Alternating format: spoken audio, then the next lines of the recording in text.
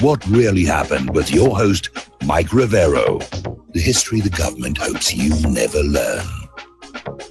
Here is your host, Michael Rivero. And aloha, America. Welcome to our show today. It's Friday, February 9th, 2018. Thank goodness it's Friday. Thank goodness it's Friday. Thank goodness it's Friday.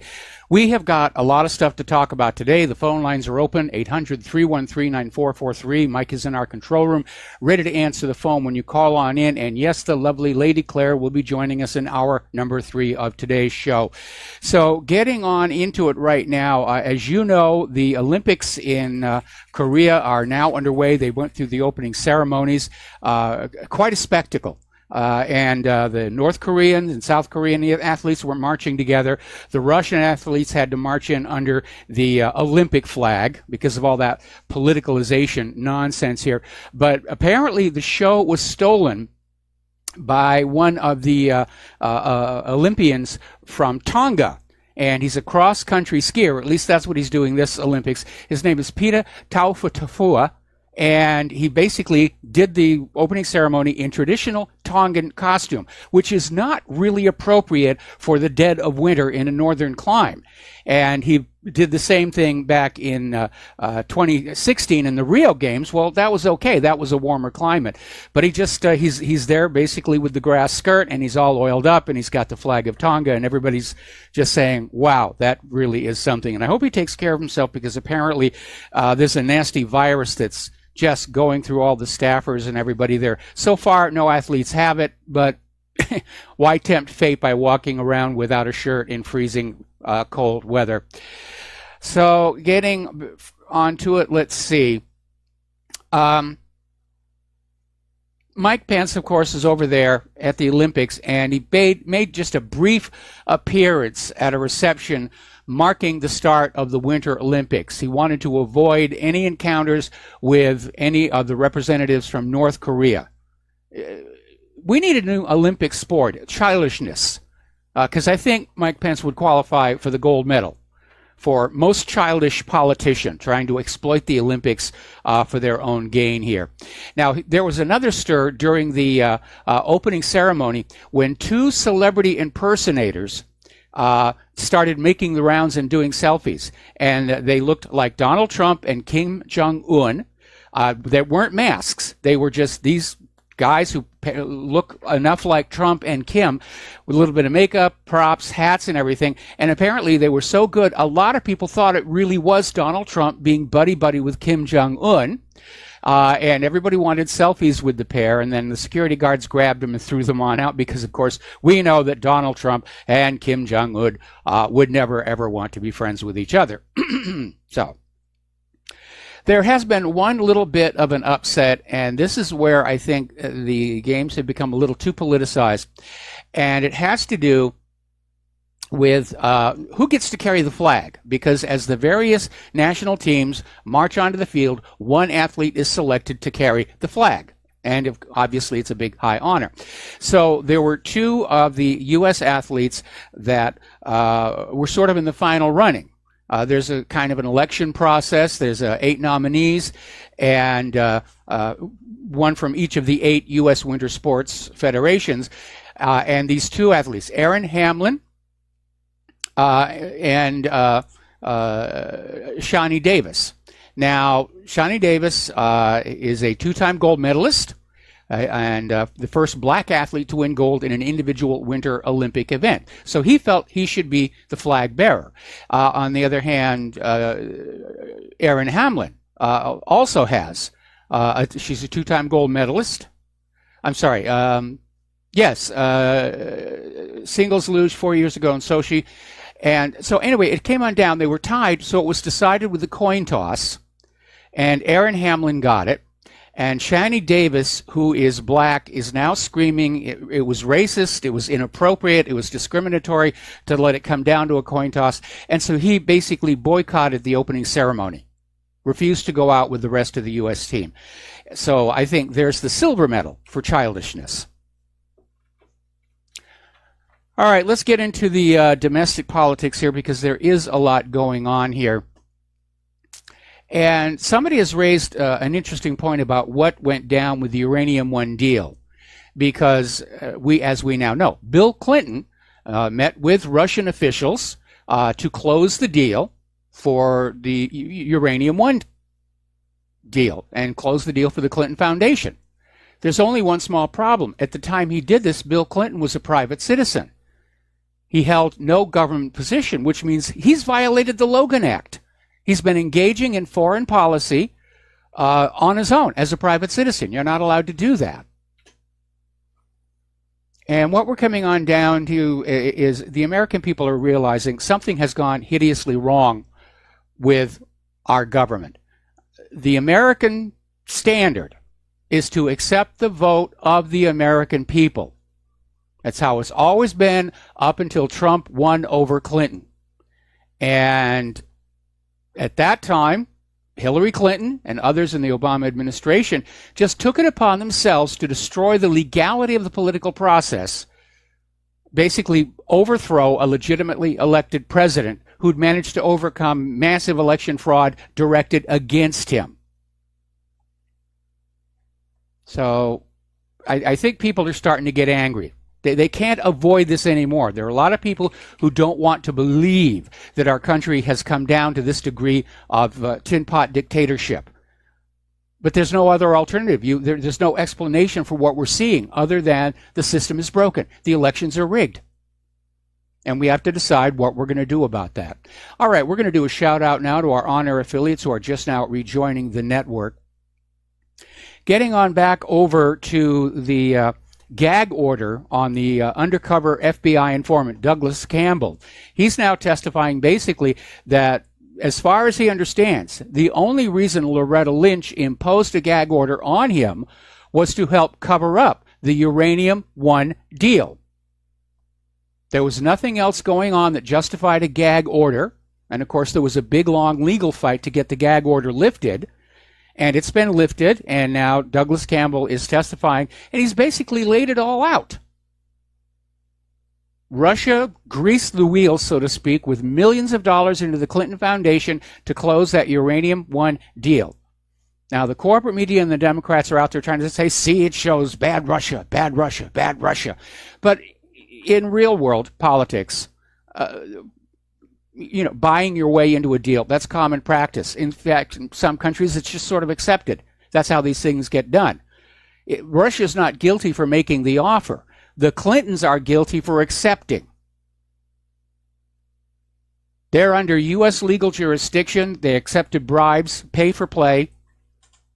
Stop talking about Russia on the other side of the planet until you clean up our house here in the United States of America. But you cannot make a convincing case for why we should go out and condemn Russia for paying a bribe that we're supposed to forget Hillary Clinton took. It just doesn't work that way. If the bribe is bad, then both parties are guilty. Now, getting onto that whole issue of collusion, and again, Robert Mueller, after a year and $10 million, has found zero evidence of collusion between Donald Trump and the Russian government. Meanwhile, there was very obvious collusion going on, first of all, with the Uranium One deal between the Clintons and Russia. If we accept Christopher Steele's story that he was communicating with Russian sources to find the information for his dossier, then here we have the DNC colluding with Russia to bring down Donald Trump. And now we're finding out apparently Senator Mark Warner tried to arrange a meeting with Christopher Steele through a Russia-connected lobbyist. So there's lots of collusion going on, just not where they want you to think it is. Now, the other day we were talking about how the people who went into the FISA court to get the warrant to spy on Trump and his associates had two basic pieces of information. They had the dodgy dossier, which has been discredited, and then they claimed that this article in Yahoo News written by Michael Isikoff was corroboration. And the House committee basically came back and said, no, it's not corroboration. Christopher Steele was the source on both of those stories. It's a single source, unverified and now discredited. WikiLeaks has now found that Michael Isikoff was communicating colluding with the Democratic National Committee while all of this was going down. They were trying to just craft these two dossiers, and for all we know, there are more out there trying to create this illusion that everybody knows what Donald Trump was doing in that hotel in Moscow.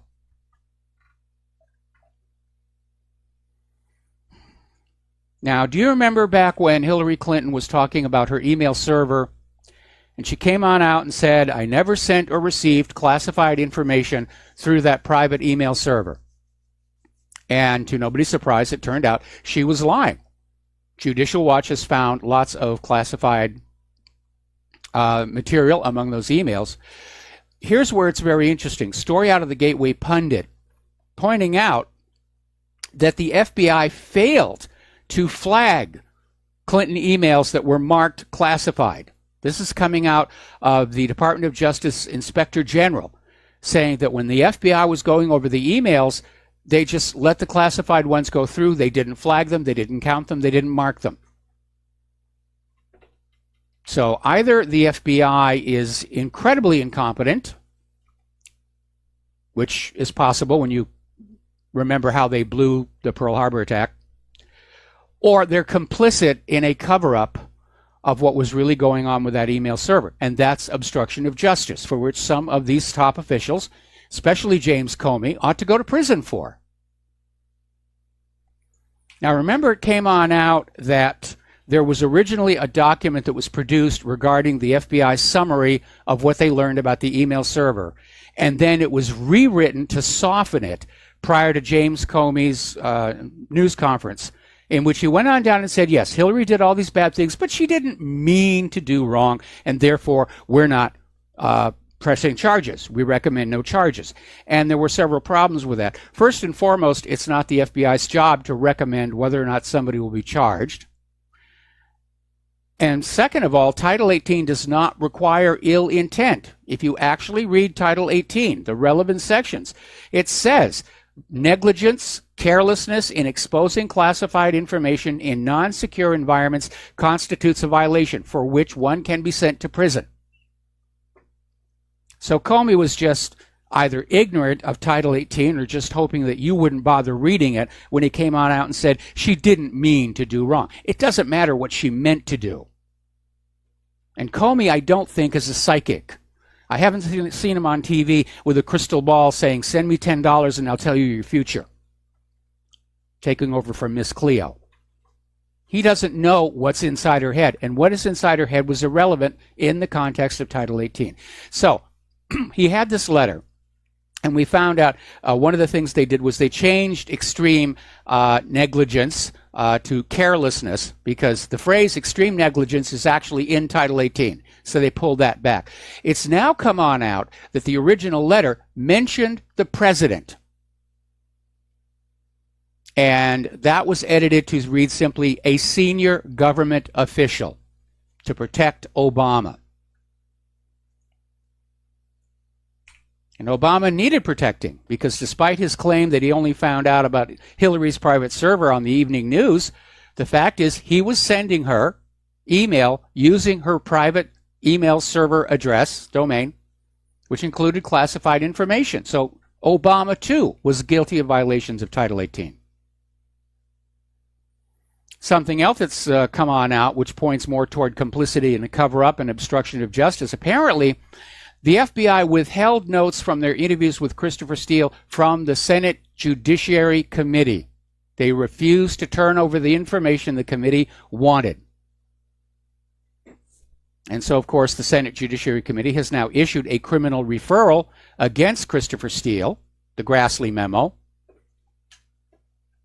And they're saying basically Steele lied to the FBI about his contacts with the media, such as Yahoo News and Mother Jones. Steele was telling the FBI he didn't speak to the media, but he was leaking. And apparently the FBI knew Steele lied about the contacts with the media. They did not give this information to the FISA court. This thing is just getting smellier and smellier. Now, if you'll remember, after Comey basically gave Hillary her get-out-of-jail-free card, Everyone thought that was it, was going to go away. And then all of a sudden, just before the actual election, Comey was forced to briefly reopen the case because of the emails found on Anthony Weiner's laptop. And everybody wondered what the heck was going on. And of course, Hillary was throwing ashtrays at the wall and screaming, "How could you do this to me?" But it turns out that Comey really didn't have much of a choice. And at the time we mentioned, there were threats coming from the NYPD that if Comey didn't deal with these emails, the NYPD was going to go public. But apparently the straw that broke the camel's back, so to speak, was over at the Department of Justice. George Toscas found out about these Weiner emails and raised a stink. And that's why Comey had to come on out and say, yeah, there are more emails. We need to look at them.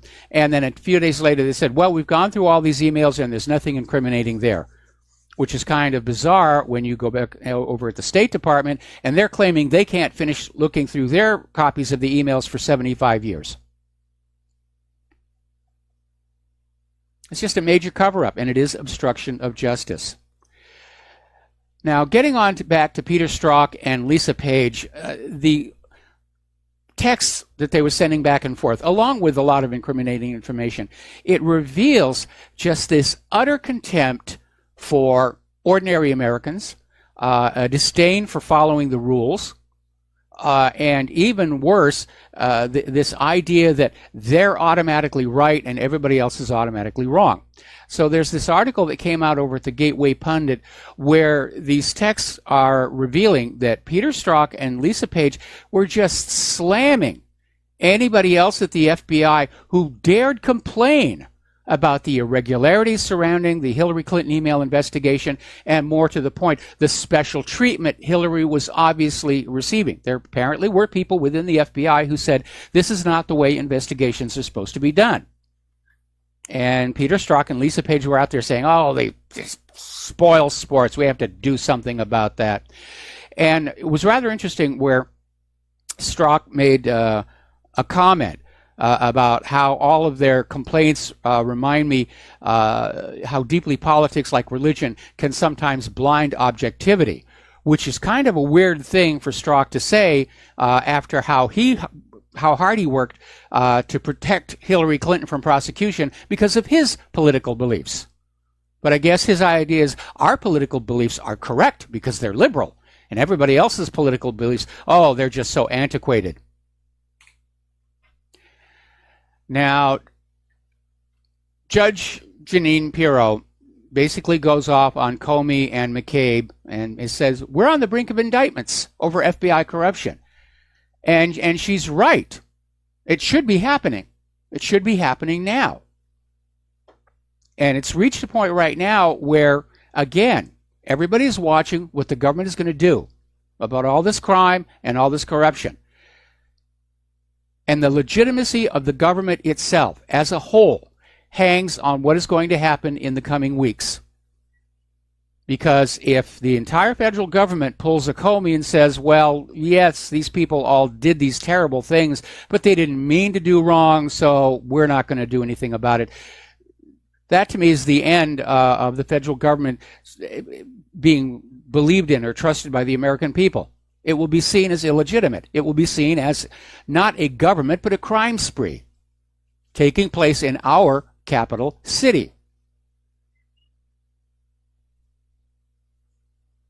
Now, there's a former U.S. attorney, and this is according to the Gateway Pundit again,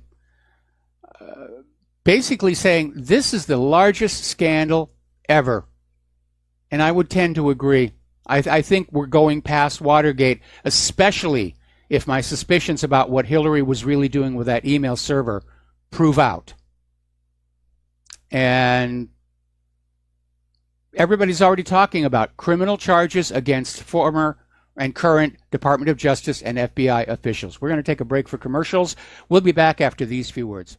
And aloha, America. Welcome back to the show. And if you would like to help keep Republic Broadcasting on the air, and we do need your help right now, you can send a check or money order to Republic Broadcasting Network, 2251 Double Creek Drive, number 302, Round Rock, Texas, 78664. And if you want to call on in and pledge to be a recurring subscriber, the phone number is 800-724-2719, extension 03. Now, I think at this point it's very obvious we're approaching a watershed moment. I have been doing this for almost a quarter of a century now, ever since I got blacklisted out of Hollywood. And it's been a very long, slow road of just trying to educate the public that things are not what they seem to be. They're not what the corporate media is telling you they are. They're not what the politicians are telling you they are. But all of a sudden, things are starting to happen. And we're on the verge of a major scandal that could force reform within the government, if the government even survives it. And so we got to work harder, we got to push harder, and that's what we need your help for. Nobody in this business is getting rich. If you want to get rich in media, you go over to the networks and you lie your face off, and you will be very, very wealthy and taken care of. So here in the independent media, we're here because somebody needs to get the truth out there and put these corrupt bastards in their place. That's what our job is. All right, so we're talking about this former U.S. Attorney for the District of Columbia, Joe DiGenova, and he says, in his opinion, that several senior Department of Justice and FBI officials will face criminal charges. Now, here's the question that I have. Are the Clintons, is Obama, are the Bushes, are these main players in all of this, are they getting ready to literally throw the Department of Justice and FBI leadership under a bus to save their own sorry rear ends? Of course they are. These are not people of honor. They will sacrifice anything and anybody to stay free, stay out of jail, where they can enjoy their wealth and privilege and power.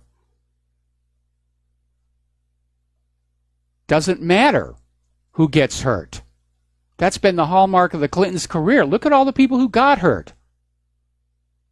Juanita Broderick, Vince Foster, anybody on the dead bodies list? They just don't care. But Joe DiGenova is right. This is the largest scandal in history. I think it's already gone past Watergate. This is going to make Watergate look like an April Fool's Day prank. Again, if my suspicions about what Hillary was doing with that email server prove out, and I'm trying very hard to find some evidence to support it, that's going to be the real rotted core of this scandal.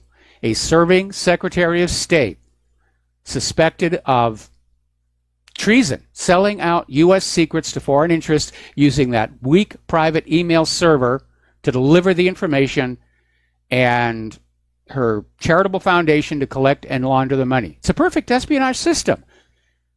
She doesn't have to actually steal files the way Jonathan Pollard did. Doesn't have to go on out and put chalkmark X's on mailboxes like Aldrich Ames did.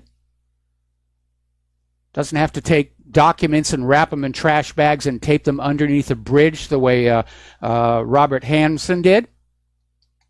It's an automatic system. It just runs all by itself.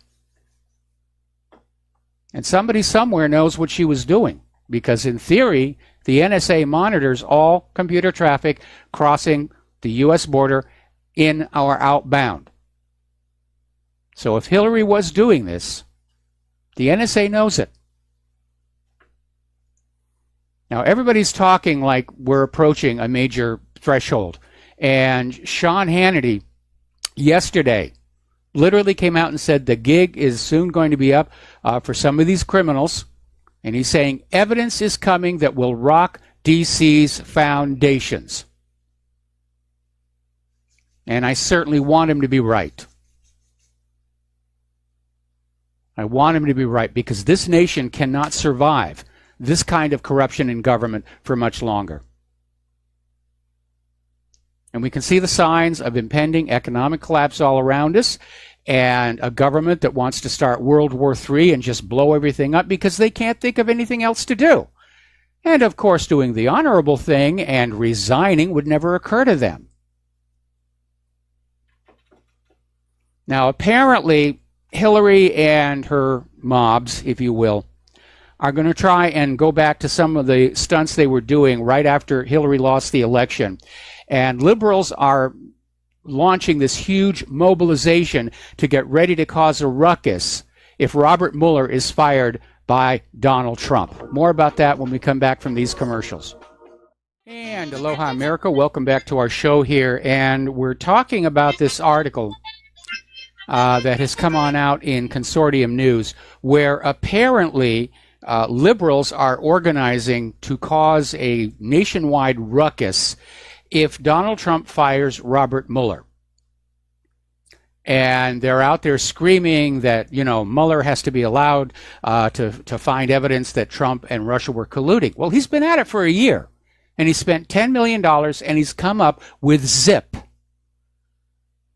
And all we get is this constant corporate media barrage. Russia interfered with our election. Russia interfered with our election. Okay, show us the proof.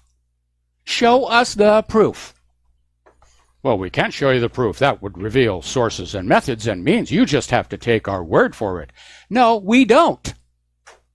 We do not have to take the word of a government that lied to us about Saddam Hussein's nuclear weapons. And we do not have to take the word about a government that is lying about the unemployment numbers and the rate of inflation.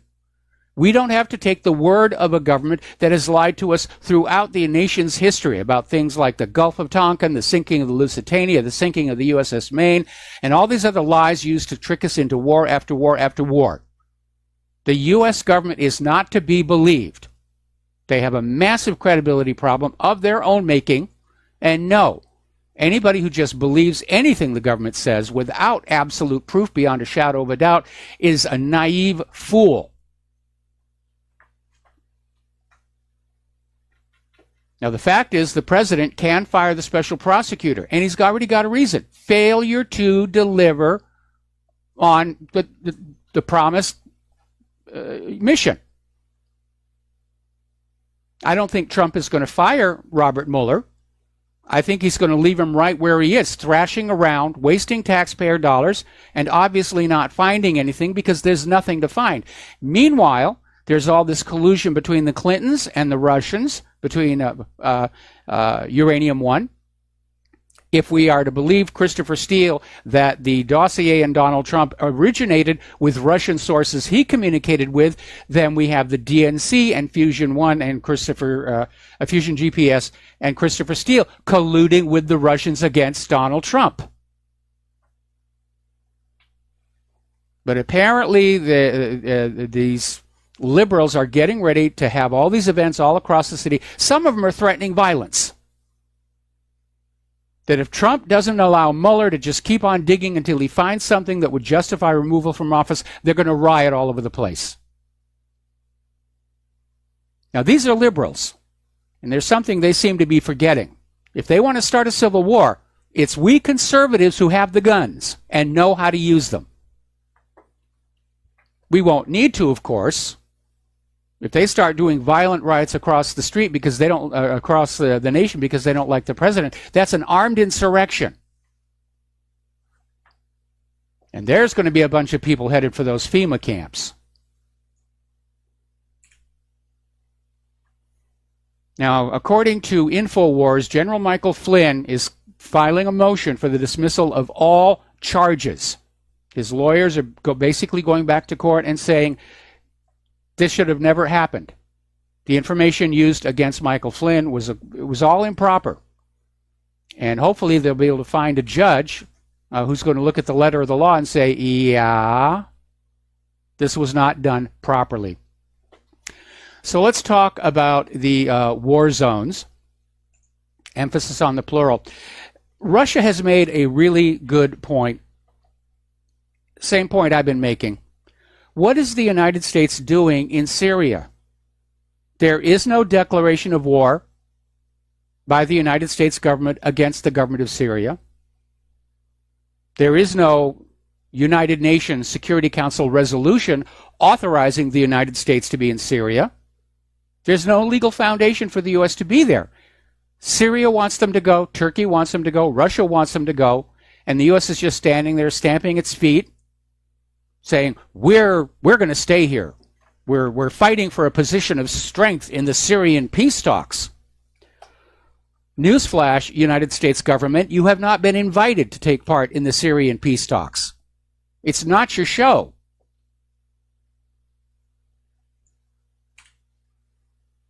Now, Russia has come on out and officially accused the United States of attempting to partition Syria. The U.S. still wants to break off a chunk and turn it on over to the Kurds, who will be much more friendly towards the United States than Bashar al-Assad is. Because Bashar al-Assad understands the U.S. government's been trying to kick him out of his office for 7 years.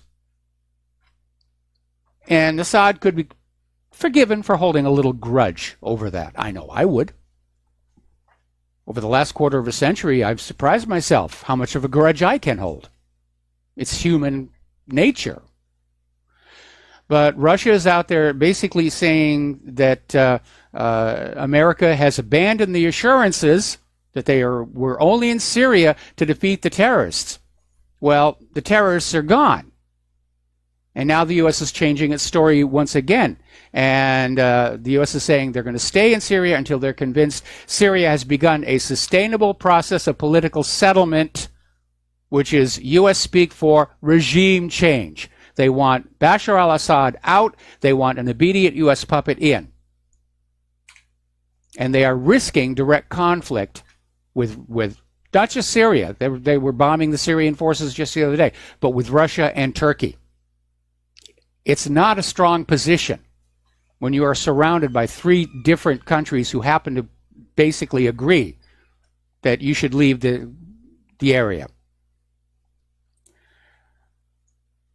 Now, apparently, the U.S., using its influence over the global financial networks, has illegally blocked Russia's attempt to transfer roughly $5 million U.S. equivalent from Russia to Syria to pay for fuel for their aircraft. And the foreign ministry, spokesman of the foreign ministry, Maria Zakharova, is out there saying it's an international transfer and stressed that the U.S. has found some way to freeze the money. And it's more than $5 million, and the funds have not been returned. This is just another way for the U.S. to goad the Russians. And again, you should underscore the sheer criminality of all of this. The sheer criminality of all of these wars. None of these countries have attacked us. None of these countries indicated they wanted to attack us. It was all basically, it goes back to 9/11, oh my goodness, the terrorists got us. Well, we know 9/11 was a false flag attack. It was as phony as Pearl Harbor being a surprise, or the Lusitania not carrying weapons, or the USS Maine destroyed by a Spanish mine, or torpedoes in the Gulf of Tonkin. It was just another war-starting hoax to allow the U.S. to go on out and just start trying to pick off country after country after country after country to control their natural resources and to make sure that they continue to found their economy on the U.S. paper dollar. We know who the aggressor is in this war. And I know a lot of people don't like hearing this, but in this world war, we're the bad guys. Now, the Russian Defense Ministry is out there saying that the U.S.-led coalition shelling of the Syrian militiamen proves that the U.S. is not there to fight the terrorists, ISIS or ISIL or Daesh or whatever they're calling themselves this week.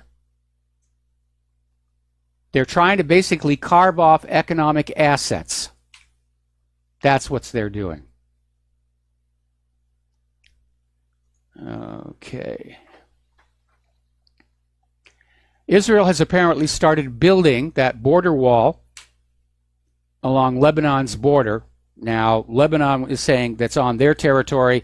Israel is saying, no, this is actually our territory. Basically going back to 1948. But here's the issue. When is everybody going to start screaming that Israel is being racist? Because every time Donald Trump talks about building a wall in this country to protect our borders, the first thing everybody screams is, oh, you're being racist. You cruel, heartless man, you're being racist here. Nobody's saying that about Israel. Of course, Lebanon is not happy about the wall going on up. And Lebanese President Michael Aoun is saying he's ordered the country's armed forces to confront any attempt by Israel to undermine Lebanon's sovereignty. And he says, we hope to put an end to this matter through diplomatic channels, yet our military has been given the orders to confront any threat to our sovereignty to prevent Israeli greed. Boy, has he got Israel's number. Right there. Now, before anybody in Israel starts hitting the launch buttons, they may want to think about something very seriously. Russian media sources have revealed that this last Tuesday, Russian Prime Minister Dmitry Medvedev instructed Russian Defense Ministry to begin talks with his Lebanese counterparts to sign a military cooperation agreement between Russia and Lebanon, part of which will be that Lebanon will allow Russian warships to use their harbors, to use their ports. And once again, a poorly thought out U.S. foreign policy has driven another nation to pivot toward Russia and China and away from the West. And it's a brilliant move for the Russians because now they're gaining more and more access to warm water ports. That was the real stink about Crimea. The reason why the overthrow of Yanukovych in Kiev, they wanted to basically kick Russia out of Crimea, which would deny Russia warm water seaports. Well, that one has obviously backfired here. Story coming out of Russia today, I presume this is tongue-in-cheek. They're pointing out how all of a sudden, all of the Syria experts in the media overnight have now become Iran experts. They're experts on Iran. And yeah, the propaganda is starting up. And I find it amazing to think that the U.S. is mired in Afghanistan. They're stuck in Syria. They're stuck in Libya. They're stuck in all kinds of places we probably don't even know about yet, like Niger. And yet they're ready to take on another war, to go into Iran, to go into North Korea, and ultimately war with Russia and China, which I think it's inevitable. It will, in fact, go nuclear. And we all ought to be thinking about that one right now. It is not unreasonable to basically look on a map and look around where you live and see if there's something that might be considered a nuclear target. And I'll give you a little bit of guidance here right now. The horror stories of giant bombs erasing civilian cities, that was Cold War propaganda. Nuclear weapons are weapons of defense and deterrence. And the primary first strike targets are going to be military bases that are themselves able to launch nuclear weapons back at the Soviet Union. Missile sites first, followed by the air bases, followed by the naval facilities. If you're not living near any one of those, then the only thing you have to worry about is fallout, which you still need to worry about on that one. But it is amazing how many people are talking about war with Russia. And boy, it wasn't all that long ago that we were all friends. The world was pulling together. We were all friends. Peace through commerce. And then all of a sudden the United States realizes they've forgotten how to manufacture anything that anybody wants to buy. Then they try that GMO experiment and they destroy their agricultural exports, and all of a sudden we have to have a war. We have to reassert our supremacy and force these other countries to run their economies to fuel our empire. All right, let's take a phone call. Peter in Los Angeles, aloha. Welcome to the show. What's on your mind? Hey, Mike. Heard you talking about all the posturing that they're doing, the left is doing to create basically riots and insurrection and a reaction if Mueller gets fired. Yes. And I wanted to remind everybody that the Obama Justice Department was caught basically shaking companies down. Do you remember? Yes. They were going to either prosecute them for this or that unless they donated to democratic causes, many of which were Soros. Right? So Soros got a lot of that money. Yes. Remember? I remember that. All right. So there was that. Then we know that Soros is also Hillary's single biggest contributor. We also know that Soros is linked to a lot of the color revolutions and some of the CIA, like for instance in the Ukraine, where they go in and he's taking money from the CIA, so they're linked. We also remember that Robert Kramer in the Democratic National Committee who was fired for setting up violent demonstrations against Trump. Remember again in the election that Project Veritas caught and had him admitting to. And then, of course, I just want to remind everybody that Obama, not only did he target the FBI and CIA and NSA against the American people, but he did it 4 years earlier with the IRS against all his political opponents. Yes.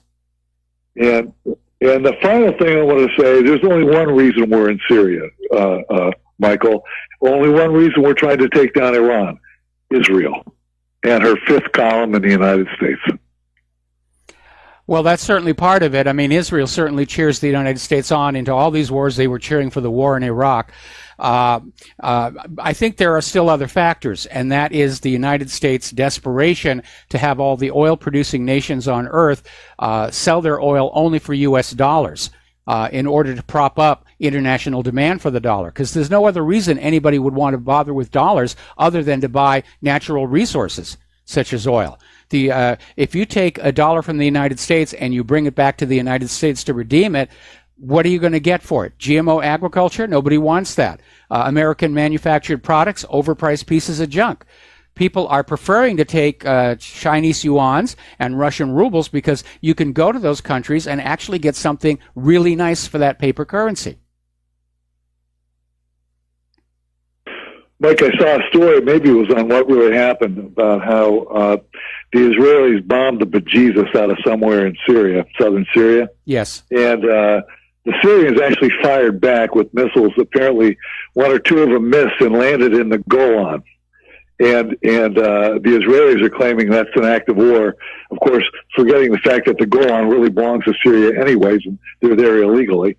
But, apparently the anti-aircraft missiles they sent up, they're claiming landed in the Golan, and it's an act of war after bombing the hell. Yeah, well, I mean, it's like the United States being in Syria and saying we have a right to preemptively defend ourselves by bombing everybody around us when they don't have any legal reason to be there at all. Anyway, Peter, we got to take a break for commercials. We'll be right back after these few words from our sponsors. And aloha, America. Welcome back to our show. We're going to take another phone call from Kathleen in Paris. Aloha, Kathleen. Welcome back to the show. What's on your mind today? Aloha, Michael. Today I wanted to tell you about my failed New Year's resolution to stop using Google and, I'm searching with DuckDuckGo. Yes. But I was sending a Gmail, my Gmail account, and to my class that I teach every week. And I've been doing this for years. I send them a document ahead of the class so they'll have it to work on. But when I sent them All Wars Are Bankers' Wars, it didn't go. All 38, a big 38 is in my group, and they all came back to me, and Google advised me that my behavior is suspicious of spam. Well, my goodness, I didn't realize I rated so high in Google's universe of nasty people. Yeah, 38 people on the list, so I'm now suspect of spam. And really determined to get rid of Google. But so I just thought you'd be interested in that. I am very interested. Thank you very much. Now, I've been very successful with my New Year's resolution, which was to not make stupid resolutions I have no intention of keeping. And so far, I have kept that one. Well, I have... I've loaded Yandex, and I have a Yandex email. I just haven't followed through with completely, going through with it. Okay. But it's spooky that they that they can see that. I mean, I've been sending these documents for years. Well, I would imagine that probably. I imagine probably everybody that's assuming the role of a gatekeeper on the internet, that there are certain articles they don't want people to read. And I remember when All Wars first came on out, and a couple of people made videos from it and everything. It was very popular. It went viral, and it's certainly a story that the people in the Federal Reserve, not to mention the government as a whole, don't want the American people to know about.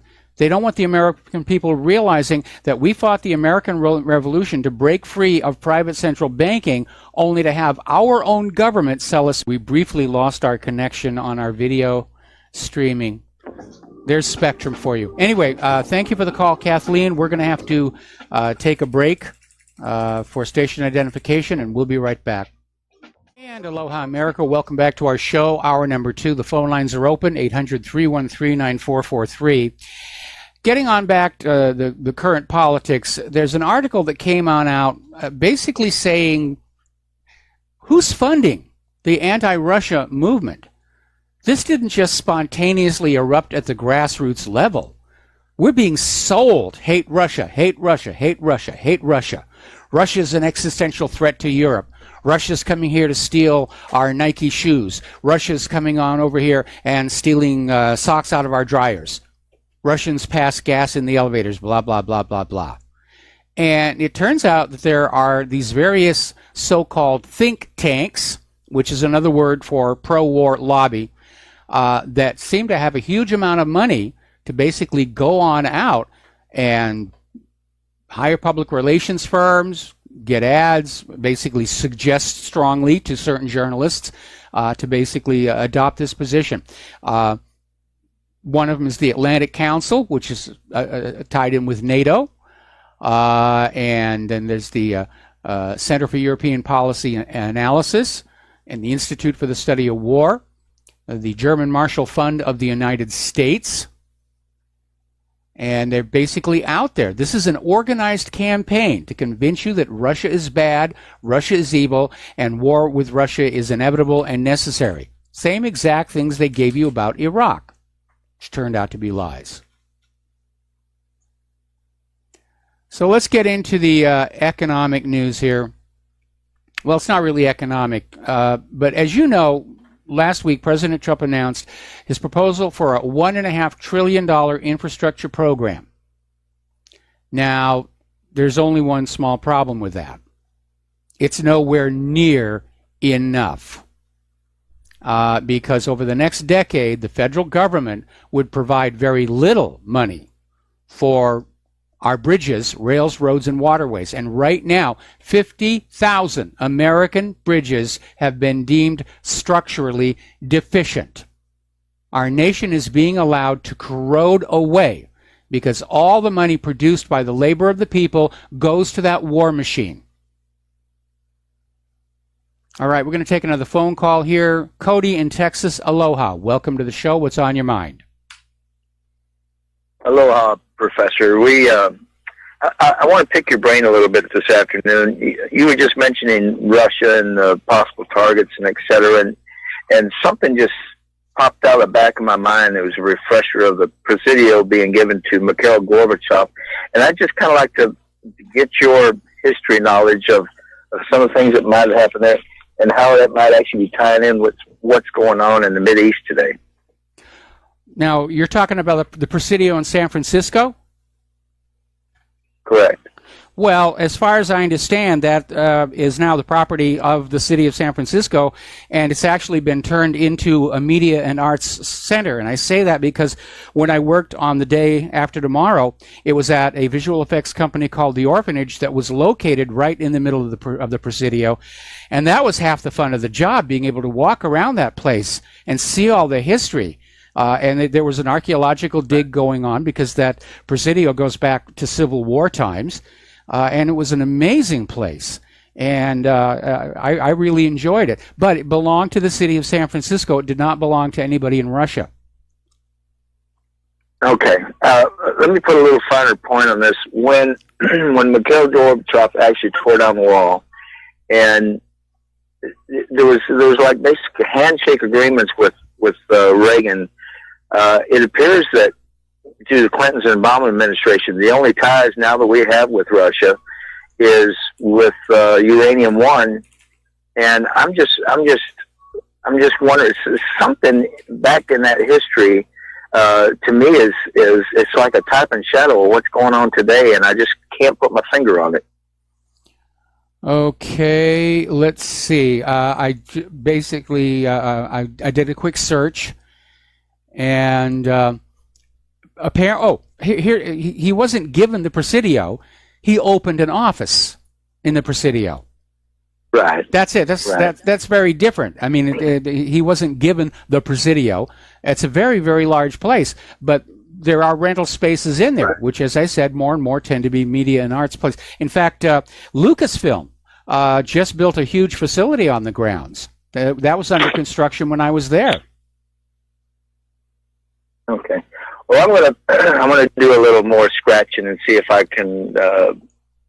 I don't know. There is something just really smacked of a tie there to me, and I can't place what it is. It's something else in history that's happened that made that stick out to me. But I'll do some research and maybe I'll get back with you. I appreciate your background and history knowledge. All right, thanks an awful lot. We're going to let you go here. And for those of you on the video feed who are wondering what the heck I'm doing, this is my think tank.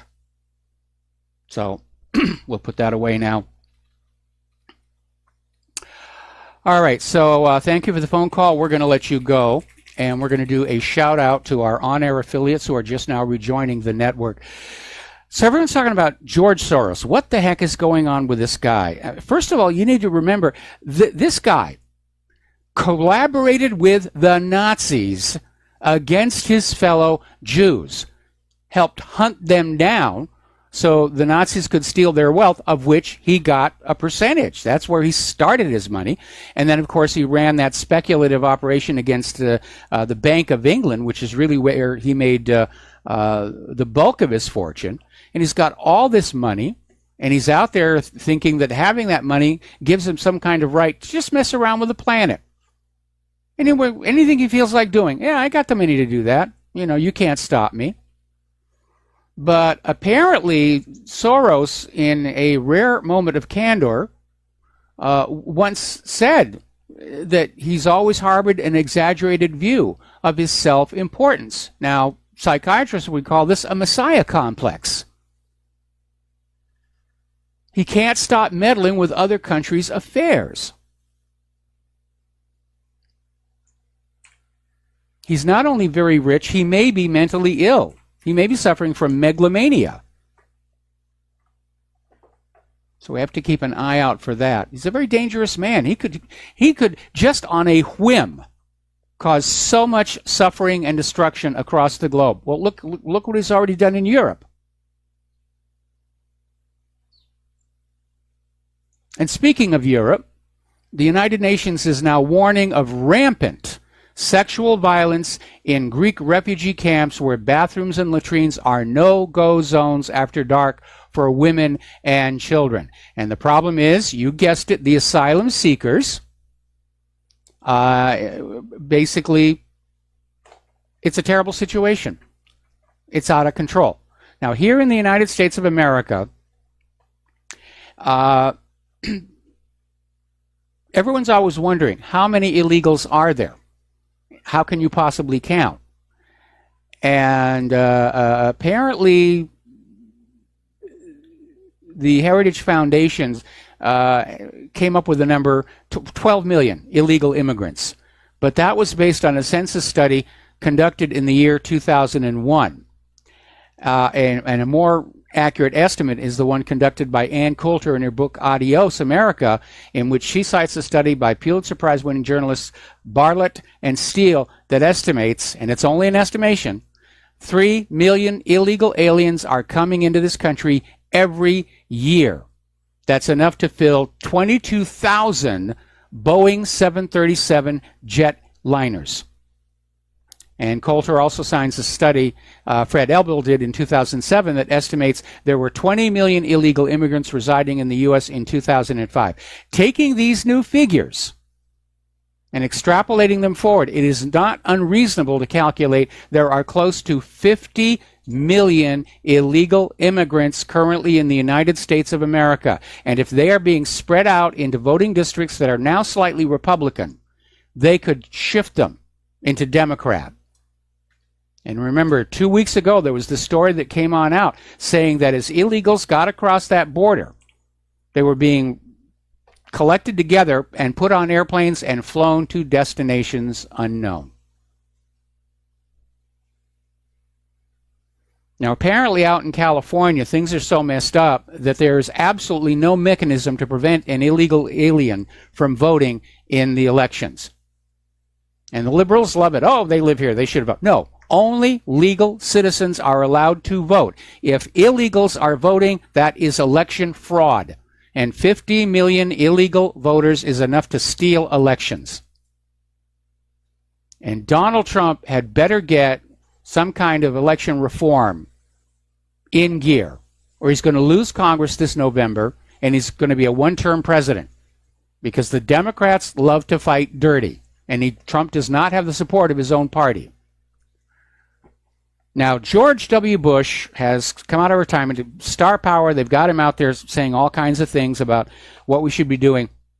And he's making all these comments about how we should welcome the immigrants, the illegal immigrants, because they're going to do the jobs that Americans won't do. And somebody finally put him on the spot and said, what kind of a job are you talking about that Americans won't do?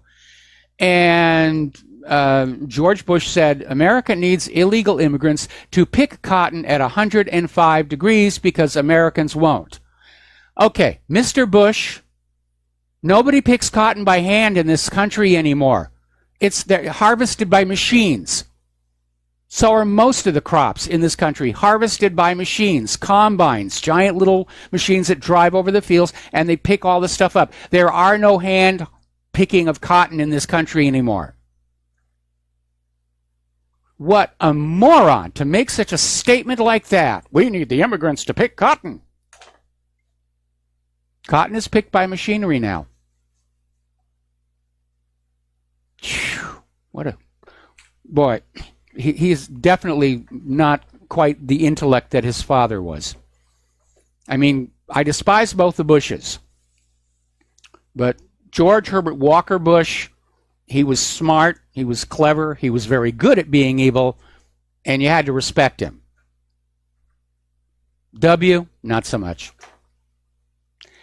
Now, we were talking the other day about how there was this article that came on out in the Telegraph about George Soros and how he was working to thwart Brexit.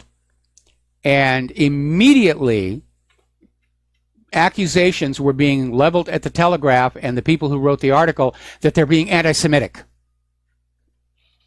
Oh, you're an anti-Semite. You must be a Jew hater.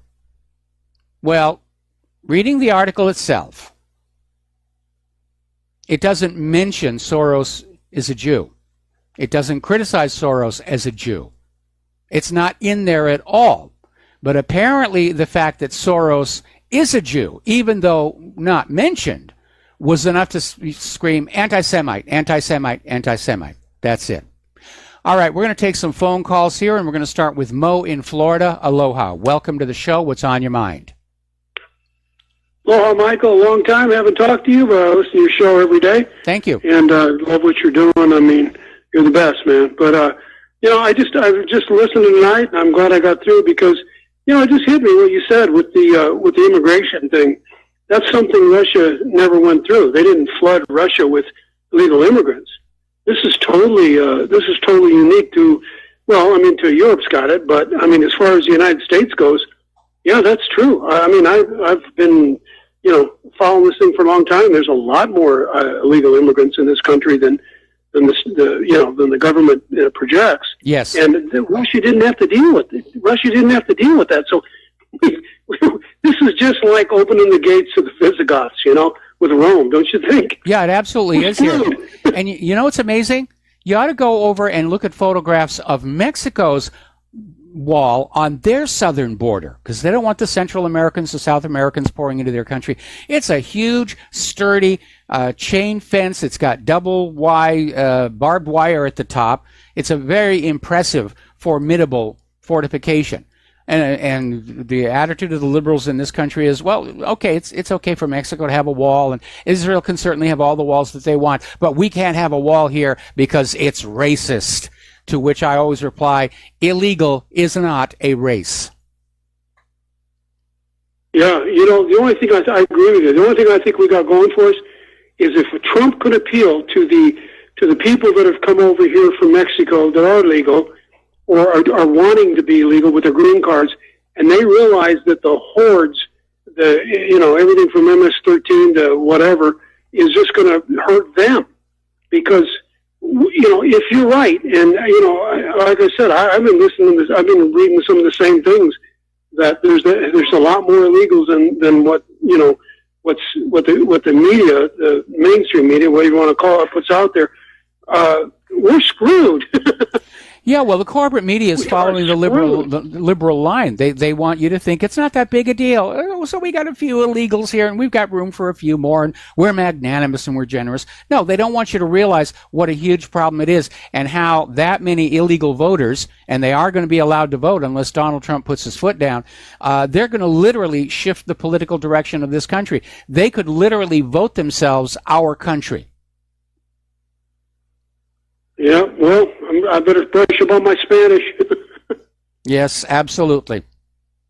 I love you, Mike. You're doing God's work, and whoever God is. I mean, I'm with you. I'm not religious, but something's got to break here because this is so obvious. What gets me, and I don't want to go on. I know we've got other callers, but what gets me is you see the Bushes out there. Their criminal history is so obvious. Yes. I mean, the whole thing with the Bushes and the Clintons, it's so in your face that they got to be laughing. The people the goyim are just stupid. Who was it that said, not Brzezinski, but Kissinger said, just dumb animals. The military are dumb animals. Right to their face. I got family in the military. With the internet, the proof is right there. Yes. I mean, this is in your face. It's actually making me so sick that I wish there was a place to go. I would go to Hawaii, but you're leaving, so. Well, if we come to a nuclear war with Russia and China, I'm not that worried about North Korea because they got small warheads, but Russia and China, this island will get hit. When we first moved here, believe it or not, I got us a place on the other side of Oahu, specifically to be as far away from all the military bases as I could. And during the real estate froth of 2008, the place we were staying got sold out from under us, and we searched around and we found this really nice place, and it is a lovely home, and we've got really surprisingly good rent and everything. But it does have one small problem. It overlooks Pearl Harbor. And so if Pearl Harbor gets nuked, John Stedman is going to have to find somebody else to do this radio show. Okay, well, now my wife is angry with me. Claire is angry with me now. I love Claire. I love the fair Claire. She's wonderful. Don't let me catch you. I ask myself. I don't ask myself, what would Jesus do? I hope this ain't blasphemous, but I always say sometimes, what would Ron Paul do? No, that's a good question. Ron Paul, he's got some really good ideas. I'm just sorry that we couldn't get him to be president. And I think the reason that they fought so hard against him was he was campaigning on auditing the Federal Reserve. And that Federal Reserve has a huge amount of power, and they want to keep their secrets. And that's probably the reason Google is blocking attempts to email around all wars or bankers' wars. Yeah, I agree with you, Michael. I do. The only thing I maybe not disagree with you on, but I think there's a good and there's an evil, there's a yin and a yang, and I think good is going to win. And because there's people like you, there's people like Ron Paul, there's people like, there's good people in this world that just want to do us right. And these evil people are being exposed. And it is kind of biblical if you look at Revelation. I mean, and I'm not a Bible thumper. I'm non-religious. If anything, I'm a Buddhist. But I mean, I just see it. I feel it, but yet it hasn't reached, critical mass. Yeah, but it's getting closer. It's definitely getting closer. I think it is. And I think you're helping, Michael. I'll let you go again. I know you got other callers. Okay, well, thank you very much for the kind words, and we're going to let you go. We need to take a break for commercials, and then we'll be back with more phone calls after these few words from our sponsors. So please stay tuned. We'll be right back.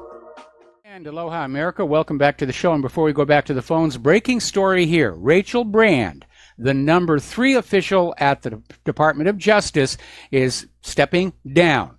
And she was next in line after Rod Rosenstein. So the rats are leaving the sinking ship. And we're going to see a lot more of these. They want to get away. They can see what's getting ready to happen. They can look up at the sky and see that giant asteroid headed on in, and they're trying to get away from ground zero. All right, back to the phones here. Al in Canada, aloha. Welcome to the show. What's on your mind? Hi, Mike. I wanted to talk about the illegal immigration problem in the United States. A lot of people, they don't know about it because they don't see it. And the reason they don't see it is probably because they live in a big city. If you go to the more the smaller towns and that, let's just say where they concentrate more on agriculture, like pack houses for apples, peaches, greenhouses, you will see the illegal immigration there. You will see Mexicans by the boatload, and you're going to see Jamaicans. They use Jamaicans in the greenhouses and outside in the summertime. And of course, the Mexican people, they're working on the machines sorting the produce. I've seen this with my own eyes in the United States of America, in New York, in Ohio, in Minnesota, and Utah. And it's also happening right now in Canada. Just by Lake Erie, there's a little town called Leamington. It's about 40 kilometers southeast of Detroit. And it's, quote-unquote, the tomato capital of Canada. There are more tomatoes grown in that small area than anywhere else in the country. And just coincidentally, Heinz Ketchup had a plant there, and Warren Buffett bought Heinz Ketchup, right? And what's the first thing he did? He shut that plant down to drive up the price of ketchup. Yes. So this is where you're going to see where these people are. Up in Canada, in on the lake. That's one of the places, but just being in a city doesn't mean you're not going to see them. First of all, in the city, they tend to have the neighborhoods that they get the most support in, which are other illegals and so forth. But if you go to any Home Depot store or any home improvement store, first thing in the morning when they're about to open, you'll see a whole crowd of them there hoping to, just get a job for the day. Nailing shingles or putting in piping or something, for cash. But it's a huge problem. There's no question about it. And we've got illegals on this island as well. And it's amazing to think how they got here, but they did. We also have our share of refugees. It is amazing. And like I said, just from my experience, if you look at a place like Leamington in Ontario, it's a Mexican town. Yes. I'm not joking. No, I know you're not joking. It literally is. You have taken over. I saw that in Southern California before Claire and I left for Washington State. There were whole sections of the city that had basically been taken over by illegal and legal immigrants to the point where nobody spoke English. And if you walked in there and tried to speak English, they'd give you stink face. Anyway, listen, Al, I got to let you go. I'm going to start with Glenn. Thank you. Oh, thank you. I'm going to start with Glenn in California. Glenn, I'm probably going to have to take you through the next commercial break, but what is on your mind? I've got two topics, Mike. The first one is regarding the refugees and Americans. I've been waiting 6 years on the Social Security case. I've got multiple spinal issues. I'm absolutely unable to move, and I can't get any assistance unless I'm a refugee. There's nothing in the interim because my case is an appeal, but if I was a refugee or coming from another country, I'd be able to get money every month. Yeah, I know. Now I live on donations.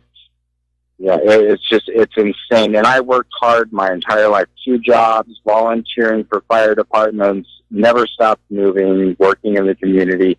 But there is another issue probably best handled after the break. It has to do with Claire and the opiate epidemic and the propaganda that's been put out about that. I live on the ground with that issue.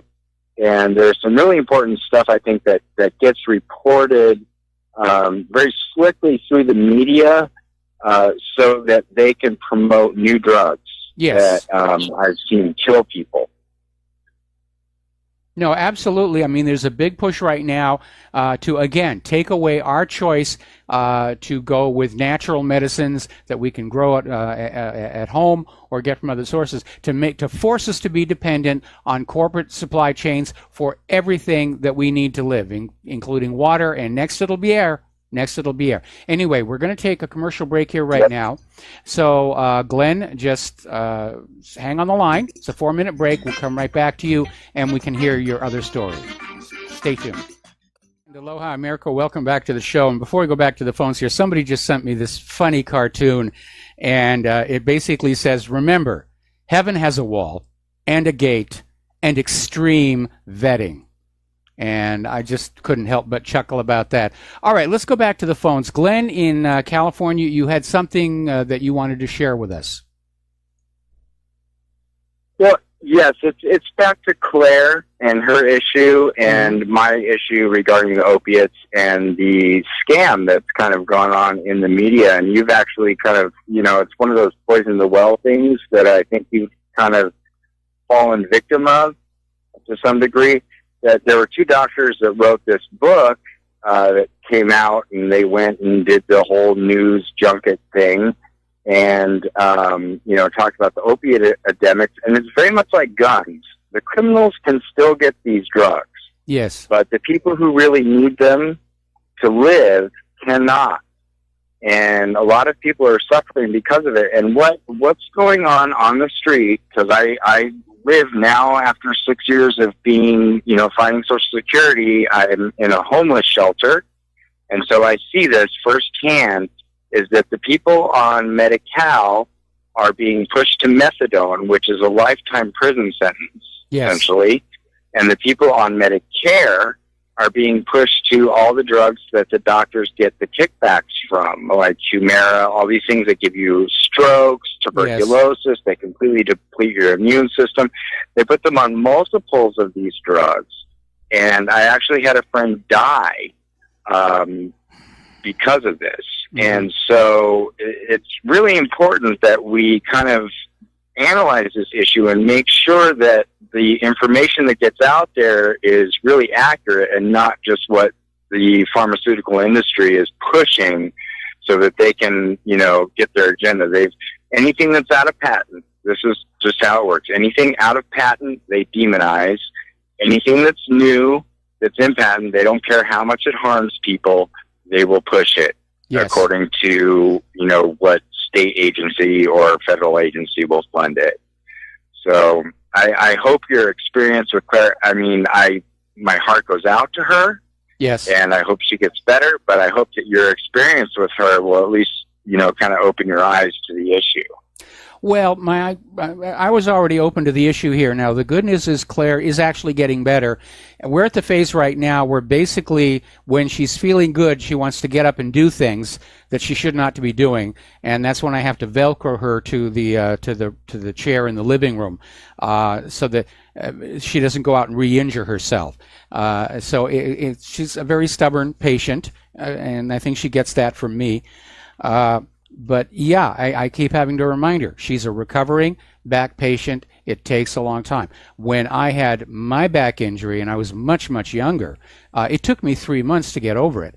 And I do notice that some back injuries can be permanent because my first wife had a chronic back pain issue, and she was also involved in this litigation that went on forever and ever regarding how she injured her back, and ultimately, unfortunately, she lost the case. So it can be a real mess when the lawyers get involved, and you're absolutely right. The orthodox medical establishment, they're pushing the drugs that have the most profit. And the reason we have an opiate crisis right now is because doctors are pushing these medications on people who don't really need them. But it's just there's a huge, ample supply of opium coming into this country, mostly from Afghanistan, and the legal drug industry is basically in a sales war, if you will, with the illegal drug industry. And they're prescribing this medication to people who don't really need it. And here is the irony of it all. If you're in real serious pain and you are taking an opiate just to deal with the pain, not to get high, but just to deal with the pain, you don't get addicted. You only get addicted if you're taking enough opium to where you're getting a buzz, and then yes, you can get hooked on that. Anyway, that's the point that I really wanted to get across, and okay. I'm glad that you made it because it's been my experience that that's the case. It just gives you there's a very big difference between people who want to live and have a life, and they need. And opium is nature's painkiller. It comes from poppies. Yes. Unfortunately, the medical industry has turned it into these horrific, chemical alternatives. But when you need it just to take a shower or to, get up and do anything, that's one thing. When you're popping pills to get high, that's another thing. But like I say, the criminals will always get their hands on it. Yes. It's just like guns. The criminals will still get it. They'll find a way to get it. The people who need it for the real reasons, they suffer because of this propaganda. So I've been wanting to call you for a long time to get that across. Every time that you report on this opiate epidemic, it would just kind of make me cringe. There's a silver lining to every cloud, and I hope that silver lining to Claire's cloud is that we can get the message out that doctors that are responsibly prescribing, out of patent drugs to people who really need them are doing the right thing, and people who are just doing them to live and taking the bare minimum to just survive need to have access to these, to these medications. There are now some states. There are now some states where the pharmacies are required to offer the generic of a drug first. And if you want the name brand, you have to ask for it. But again, you're right. The pharmaceutical industries, they always want to come up with something new, or they'll take something old and they'll repurpose it and renew the patent, because that way they get market exclusivity, and it's much more profitable. Because they've got a monopoly on that particular drug. They can charge whatever they want for it. It really is a mess. We can all blame it, of course, on Richard Nixon. He messed this whole situation up. And Obama made it worse. And as a result of all this politicking and profit-taking and lack of any care for human suffering, that's why the United States has the world's most expensive medical care, but it's something like 33rd in quality. We're down there. Cuba has about the same actual efficacy and quality of healthcare as the United States at a tiny, tiny fraction of the price. Anyway, Glenn, all I can say is good luck. I hope you win your case. I know from my brief time with a back injury how absolutely debilitating it can be, and especially because since nobody can actually see that you're broken or bleeding, a lot of people just they say, how bad can it be? You're not bleeding and you're not broken, but they don't realize how bad it is because of how many nerves run through that spine. So good luck, and I hope you find your way out of that homeless shelter and into something permanent in the near future. And we're going to let you go here and switch over to Dustin in New Jersey. Aloha, Dustin. Welcome to the show. What's on your mind? Was his name Glenn from California? Yes. Yeah, Mike, the same over in Europe, though. As soon as the refugees come in, they put them on, they give them welfare, they give them all this money, and the indigenous population get a pat on the back and live in a tent under like a bridge in Paris or something. Yeah, it really is. It's become a universal thing here, where all of these migrants and refugees and illegal immigrants are a higher priority for these governments than the people who've lived their entire lives. And it has to be part of this globalist New World Order agenda, because all of these countries seem to be doing exactly the same thing, giving a higher priority for social services to these people who have just now shown up. That's the link, Mike. That shows you they're all on the same page. Yes. That's not a hard thing to figure out.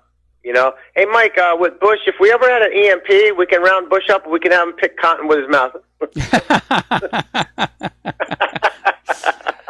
He'll never be able to talk again for a long time. Well, that would be a blessing, I think. Piece of garbage, him. His father's a piece of garbage. The Bushes, the Clintons, like I said, oligarchies, left, right, up, down, don't matter. Mm-hmm. It's all on the same coin. It's the same group. Yeah, what a comment, right? Like, I wonder how many maids his family's got for $1 an hour. Like that. Who knows? That's the thinking. Who knows? And it is rather amazing that you will see. Maybe that's his plan. Maybe George W. Bush wants to be able to hire illegal immigrants for $1 an hour for some project that he's working on.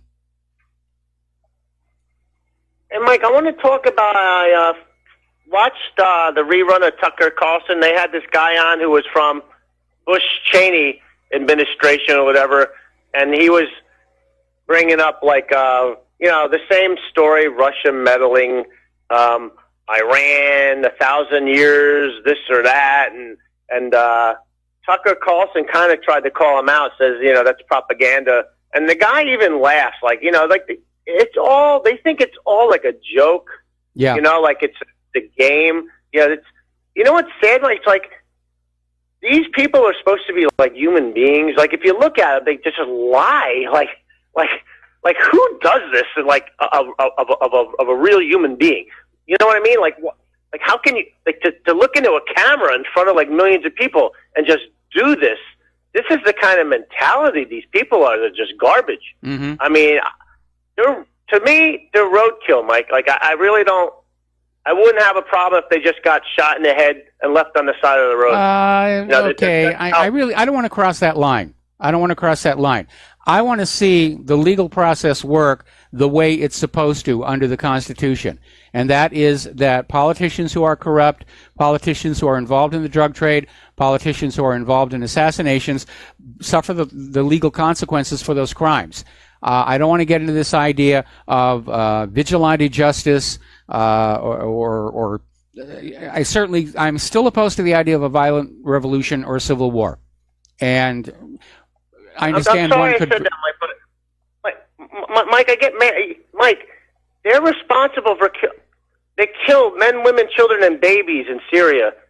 They just don't care about human life. You know what I mean? Like, I understand that. I just don't want to sink to their level. I want all of us to be better than they are in terms of the fact that we support the rule of law, the Bill of Rights, the Constitution, that we play by the rules, and where necessary, we show mercy. And I don't want to get a frenzy going here. I want to see the guilty punished. I really do. But as we value our self-image of being Americans, we have to make sure that we don't punish people who don't deserve it, that we protect the innocent, that we protect the other victims. With all these politicians trying to frame each other, there's a certain degree of caution that needs to be exercised, I think. We need cool heads to prevail. And as I said, we have to be better people than they are. But our own institutions don't support our own rule of law. Like, where do you go then? Like, you know what I mean? Like, where does it end, or where do you start or end? If our own institutions are corrupt, like, where do you go for justice then? I still think we're headed for a Soviet Union-style collapse in this country, and at that point, ordinary people like you and I, we get together and we set up a whole new country. And we tell that previous generation of professional politicians, you are banned from taking part. And we're going to tell everybody who's a dual citizen, you are not allowed in the government.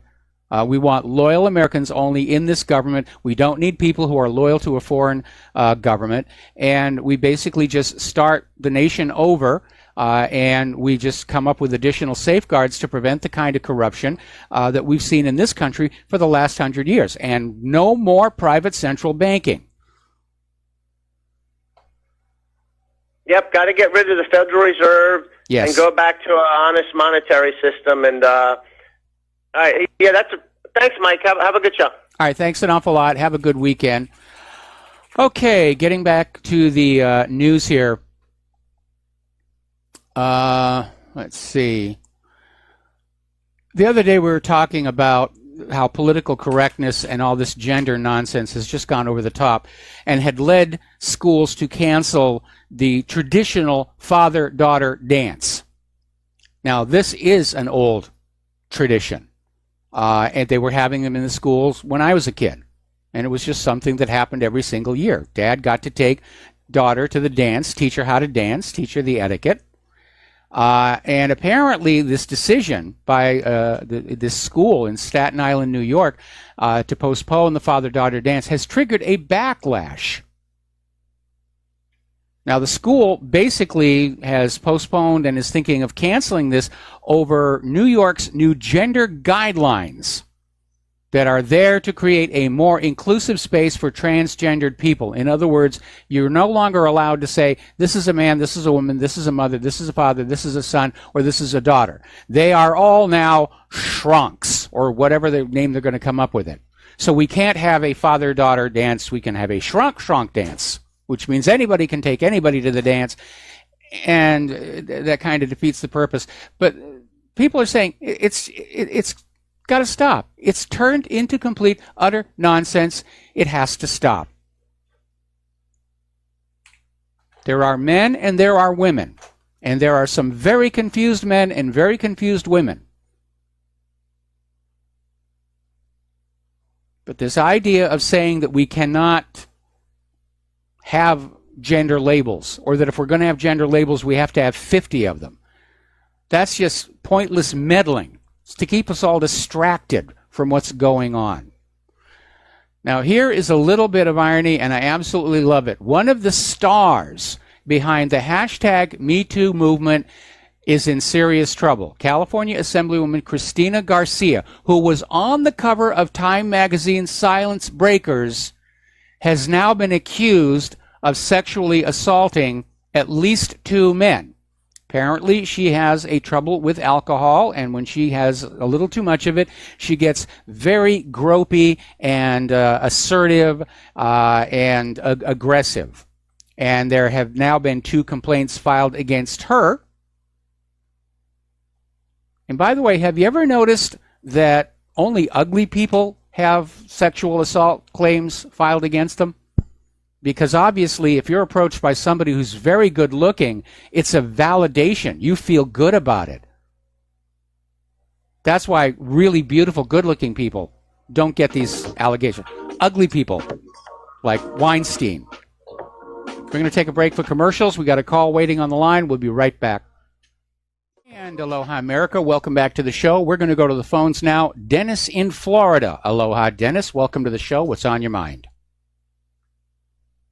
Hey, aloha, Michael. You know, I always get a kick out of listening to you and the fellow from Jersey talk.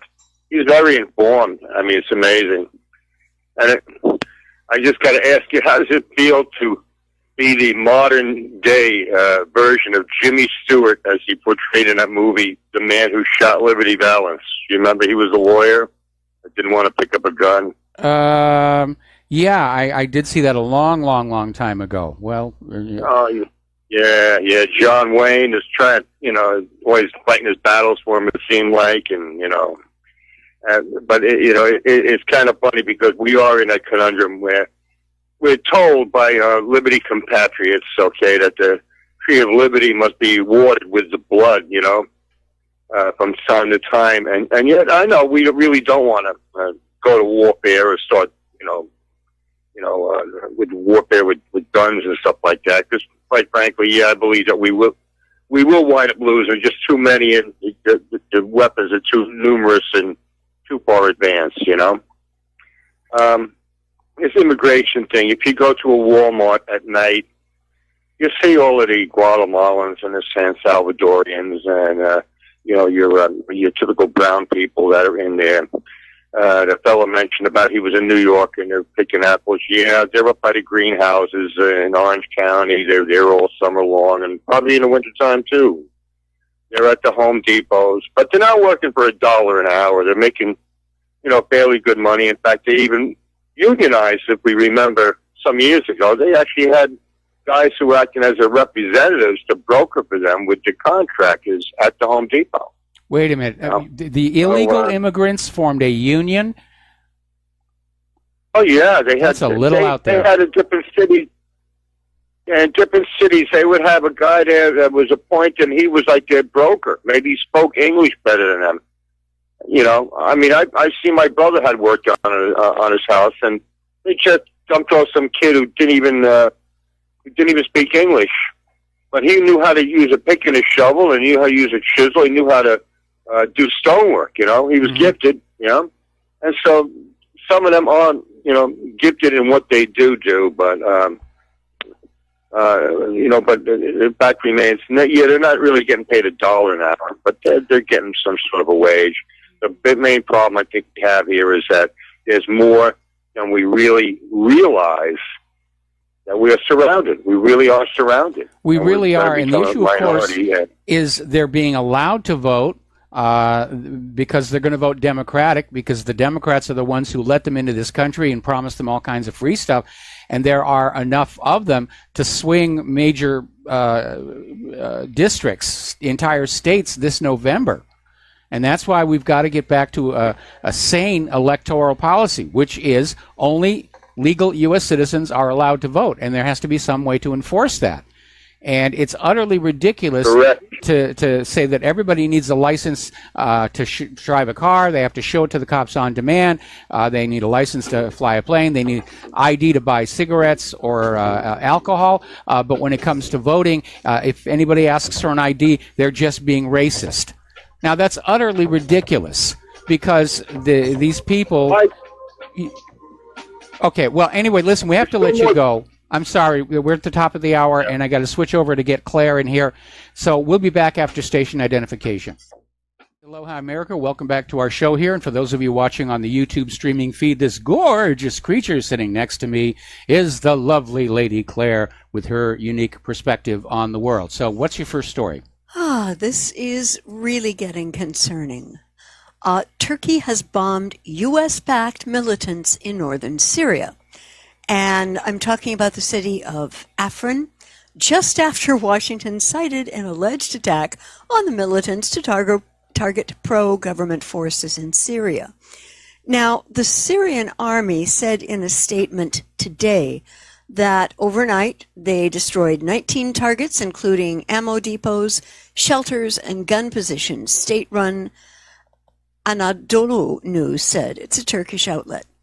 The alleged Syrian Observatory for Human Rights said 7 U.S.-backed militants with the Kurdish People's Protection Units, YPG, as well as 2 civilians were attacked in that attack. Killed in the attack. Killed in the attack. Okay. And the offensive is aimed at the YPG, which Turkey says bears ties with anti-Ankara militants. And it comes 2 days after the U.S. attacked pro-Damascus forces in the western Syrian province of Deir al-Zwar, reportedly killing more than 100 of them as the fighters were engaged in an anti-Daesh operation. Now, Mike, this feels to me like it's getting more dangerous by the second. The United States has claimed that it will not move its U.S. and Canadian troops embedded with the Kurds at Manbij, which the Turks have stated is their next target. And I really have to wonder if Turkey does this attack and our soldiers and Canadian soldiers are embedded there. What I think is going on is that this is deliberate, and that our soldiers at this city in Manbij are going to become sacrificial lambs for a bloody display to be spun as a false flag, to be blamed on Syria, so that the U.S. has yet another justification for a full-on invasion of Syria, no matter how insane that sounds. Well, it's not insane. Yeah. I mean, the one thing that the United States has been required to do in all of these wars is convince the American people it's the other side's fault. Okay? Yes. Saddam Hussein has nuclear weapons. He's going to attack us and kill us. Yeah. Assad has sarin gas. He's gassing his own people. All wars begin with a lie. And the U.S. has been in Syria trying to get rid of Bashar al-Assad for, I think it's 7 years now. Yeah. And they're not succeeding. And the American people are saying, who cares whether Assad is in control of Syria? Bring our boys home. And the U.S. government basically came on back and said, well, we're not really there to get Assad. We're there to, as part of the war on terror. And I'm sure you all agree, we have to get the terrorists. And so they continued with the war. And now that Syria, aided by Russia, have gotten rid of most of the terrorists, the U.S. is back to saying, we're not leaving Syria until there's been a regime change. And again, the U.S. has no legal basis to be there. There's been no declaration of war by the U.S. Congress against Syria.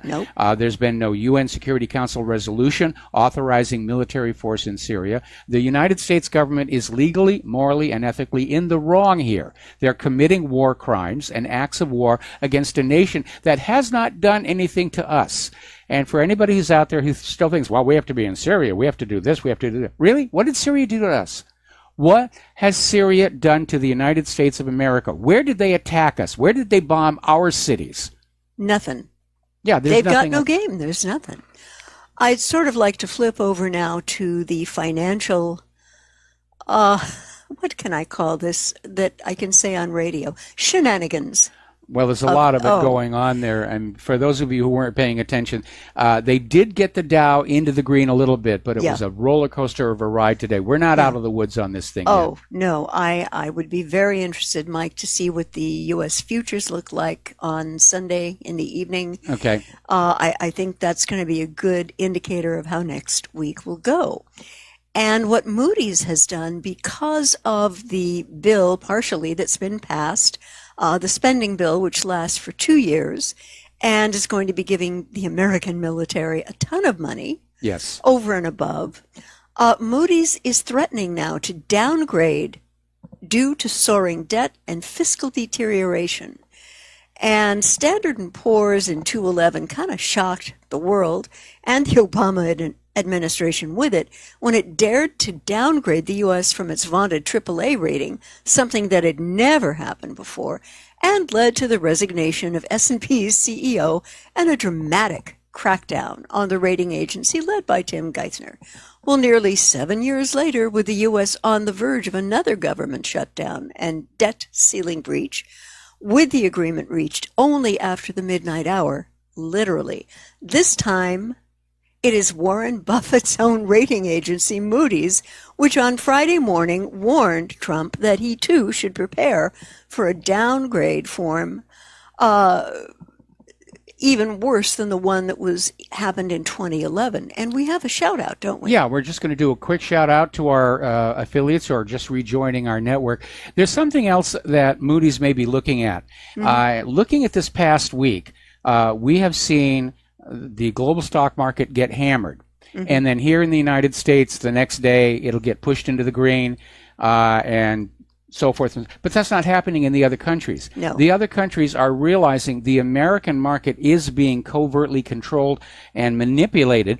These other Asian and European markets are getting bludgeoned. Yeah. And that's going to make them less trusting of the American stock market. Yeah. And next week, it isn't American domestic investors that Wall Street has to worry about.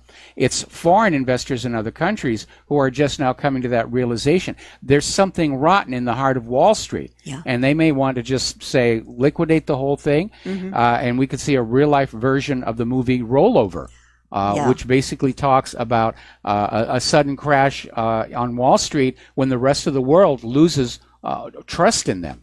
Yeah. Moody's today warned President Trump that he too should prepare for a downgrade. And the reason is Trump's and the Republicans and Democrats' aggressive fiscal policies, which are going to sink the U.S. even deeper into debt, insolvency, while widening the budget deficit, resulting in what they call meaningful fiscal deterioration. Well, I mean, it's common sense. Yeah. You know, Trump gave these huge tax breaks to the wealthy individuals and wealthy businesses. Mm-hmm. Then he passes a budget that just has this huge increase to the Department of Defense. And by the way, the war machine got double the increase that non-defense spending got.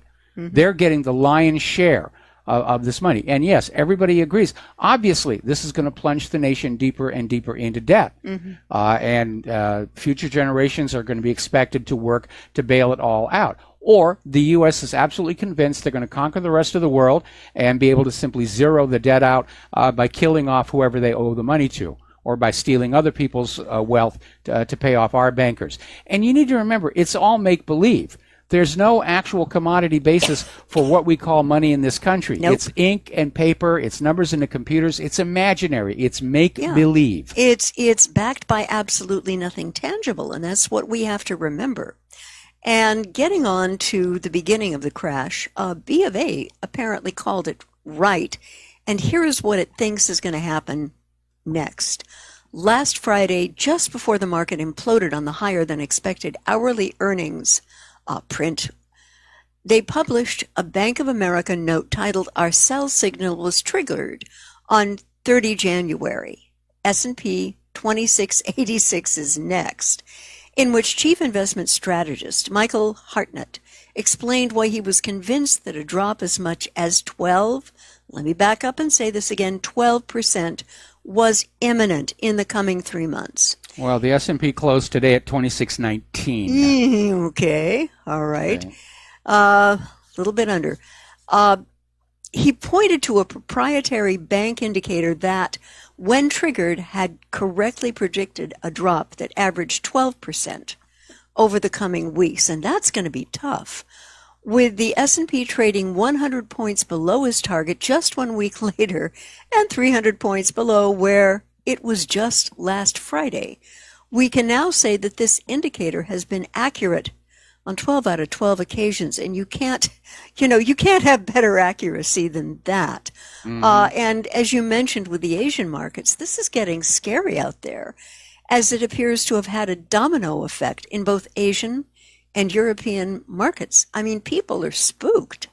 They absolutely are, and more to the point, they're not responding to the upshove of the plunge protection team. Yeah. It used to be that when the market would start to go down, the plunge protection team would step on in there and they'd buy a huge amount of stock of the indicator issues from which these Dow Jones, S&P, and so forth, NASDAQ are calculated, and that would drive it back up again. And people would say, oh, the market's going up, and they'd buy back in and they'd keep the movement going.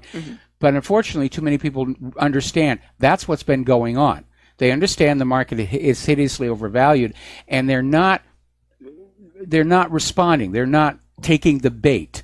And that's why they've been having so much trouble these last few days. And if you look at the volume numbers on the Dow Jones, there's a huge amount of trading going on, huge number of buys going on, trying to keep the market up there.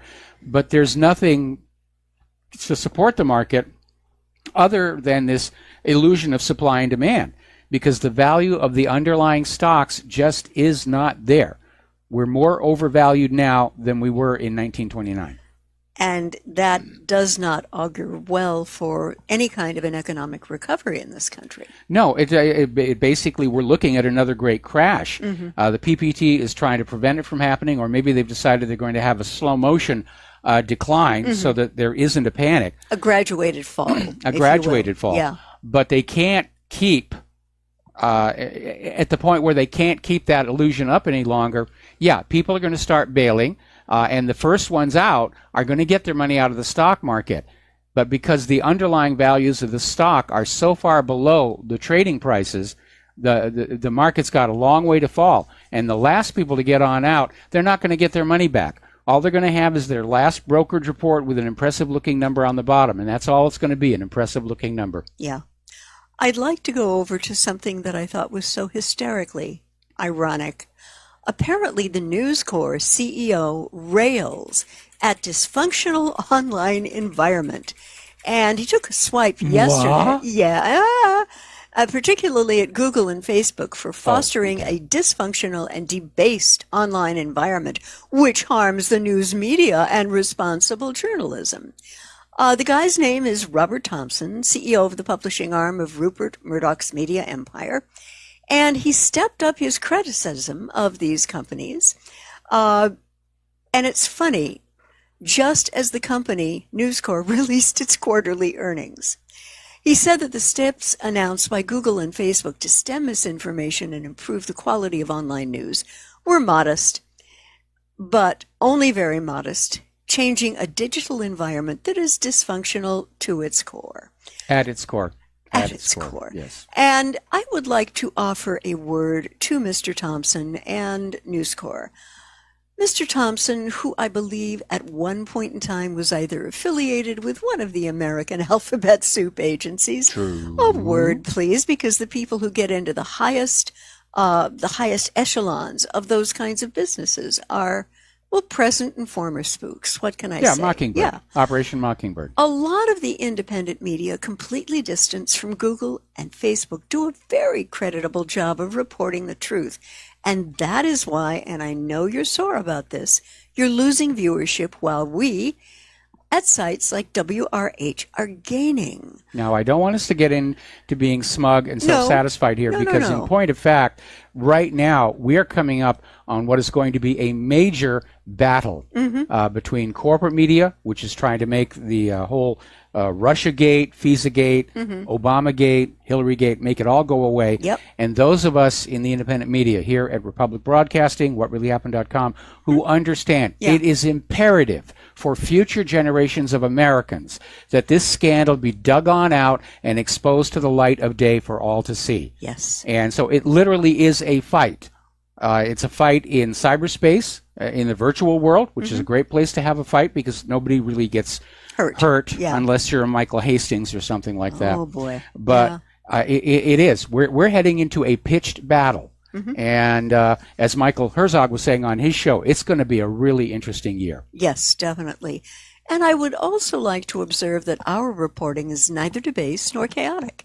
It is as factual as humanly possible and does not support either U.S. government narratives, usually leading to wars, or U.S. government agendas, the primary purpose of which is to achieve U.S. global hegemony and domination. We are nonpartisan. Yeah, we hate not corrupt going people of there. all parties. Yeah. We hate the corrupt people of all races, creeds, colors, religions, and orientations. We're equal opportunity haters of evil. What can I tell you?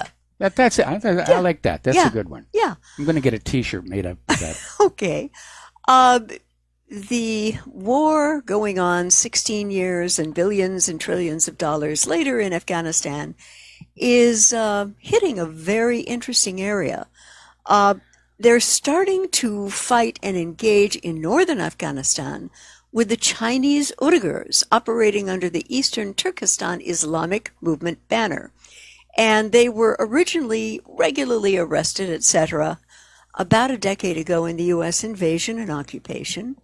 And the recent U.S. airstrikes in the area, along with the Chinese-Afghan border, have been increasingly targeting their forces as well as Taliban in the area.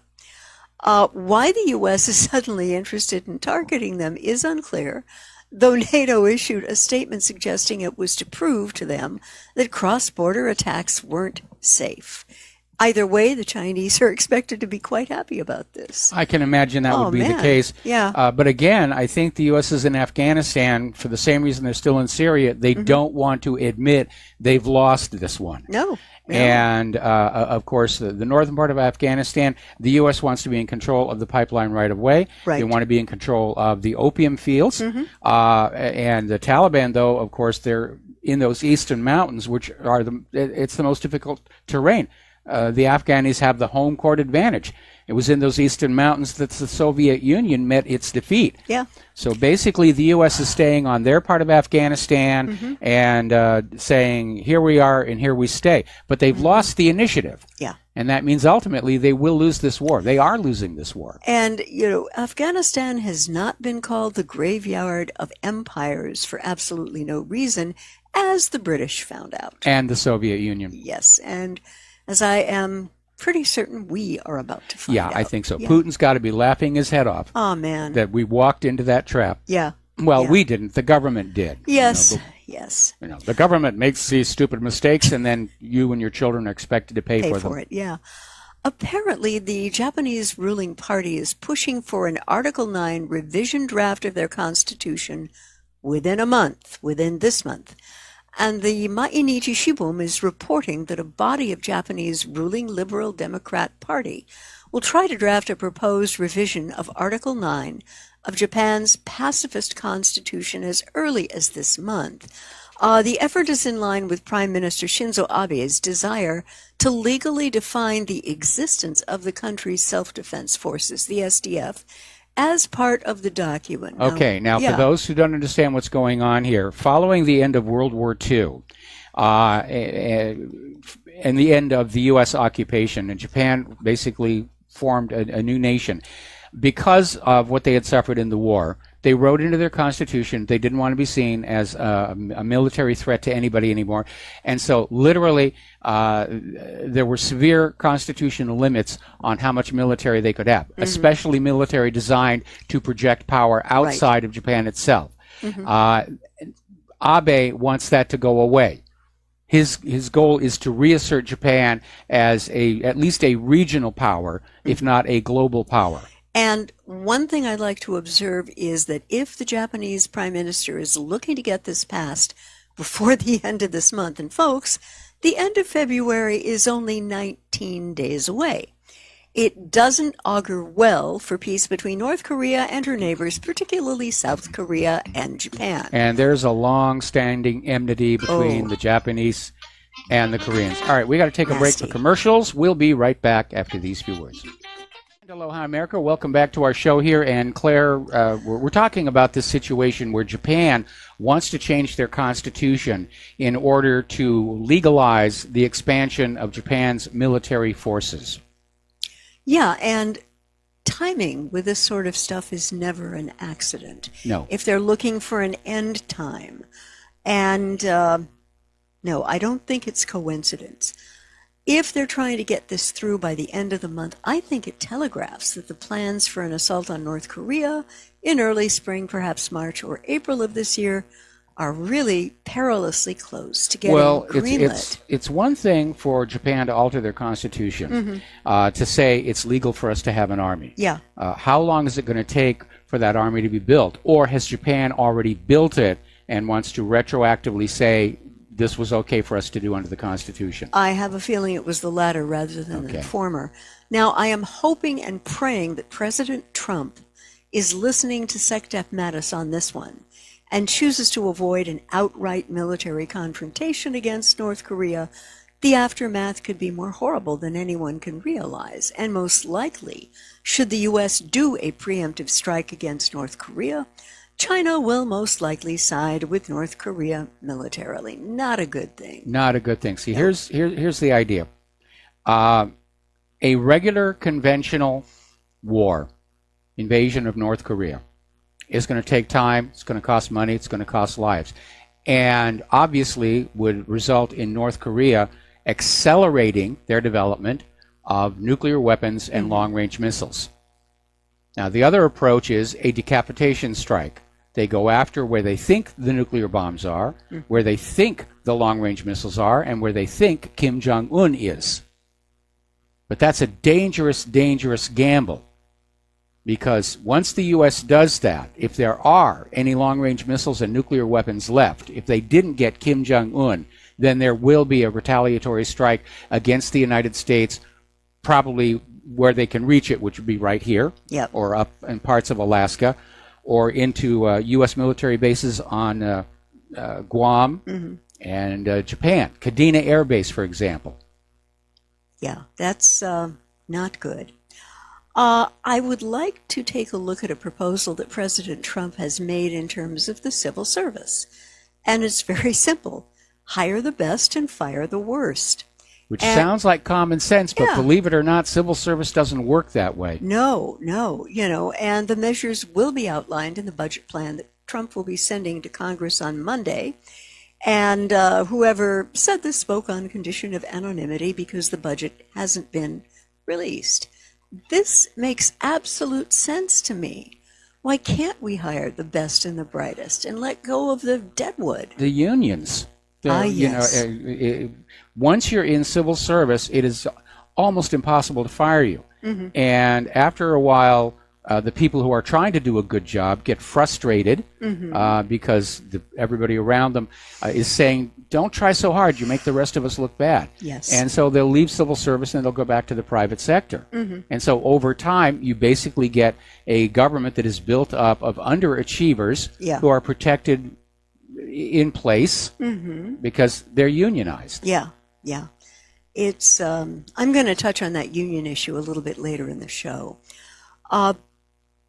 There has been an act that's being looked at. It's called the Cloud Act. And you have to get your mouth around this acronym. The Clarifying Overseas Use of Data Act, CLOUD, expands American and foreign law enforcement's ability to target and access people's data across international borders in two ways. First, the bill creates an explicit provision for U.S. law enforcement, from a local police department to federal agents to immigration to customs, to access the contents of a wire or electronic communication and any record or other information about a person, regardless of where they live or where that information is actually located. In other words, U.S. police could compel a service provider like Google, Facebook, or Snapchat to hand over a user's content and metadata, even if it is stored in a foreign country without following that foreign country's privacy laws. So I would like to politely suggest to Senators Hatch, Graham, and Coons that you collectively reread the opening statements of the Bill of Rights, particularly the Fourth Amendment, the right of the people to be secure in their persons, houses, papers, and effects against unreasonable searches, and seizures, shall not be violated, and no warrant shall be issued but upon probable cause, supported by an oath or affirmation, and particularly describing the place to be searched and the person or things, etc. To be seized. Yeah. Okay. Basically, the way the government tries to get around this is they're saying all our searches are reasonable. In this age of the war on terror, all of our searches of everybody, that's the reasonable thing to do. Mm-hmm. They're weasel wording their way around it, and they get around the requirement for a specific subject that's the object of the warrant by simply saying, well, we're looking for anything that might be illegal. But that's casting a very wide net.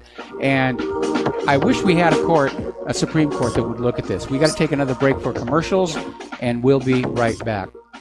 Aloha, America. Welcome back to our show here, and we're talking about this new piece of legislation called the Cloud Act, which basically gives all of American law enforcement supposedly the right to simply acquire whatever data they want about anybody, anywhere in the world, without a warrant. And here's the part that shows the arrogance of the United States government, without regard to the foreign nation's privacy laws. Mm-hmm. Okay? So basically, how do you get the other nations to go along with that? Yeah. What this is a license to hack. Yes. This is a license to send the NSA off to these servers located in foreign countries and break on into them and cause whatever mayhem they want to do.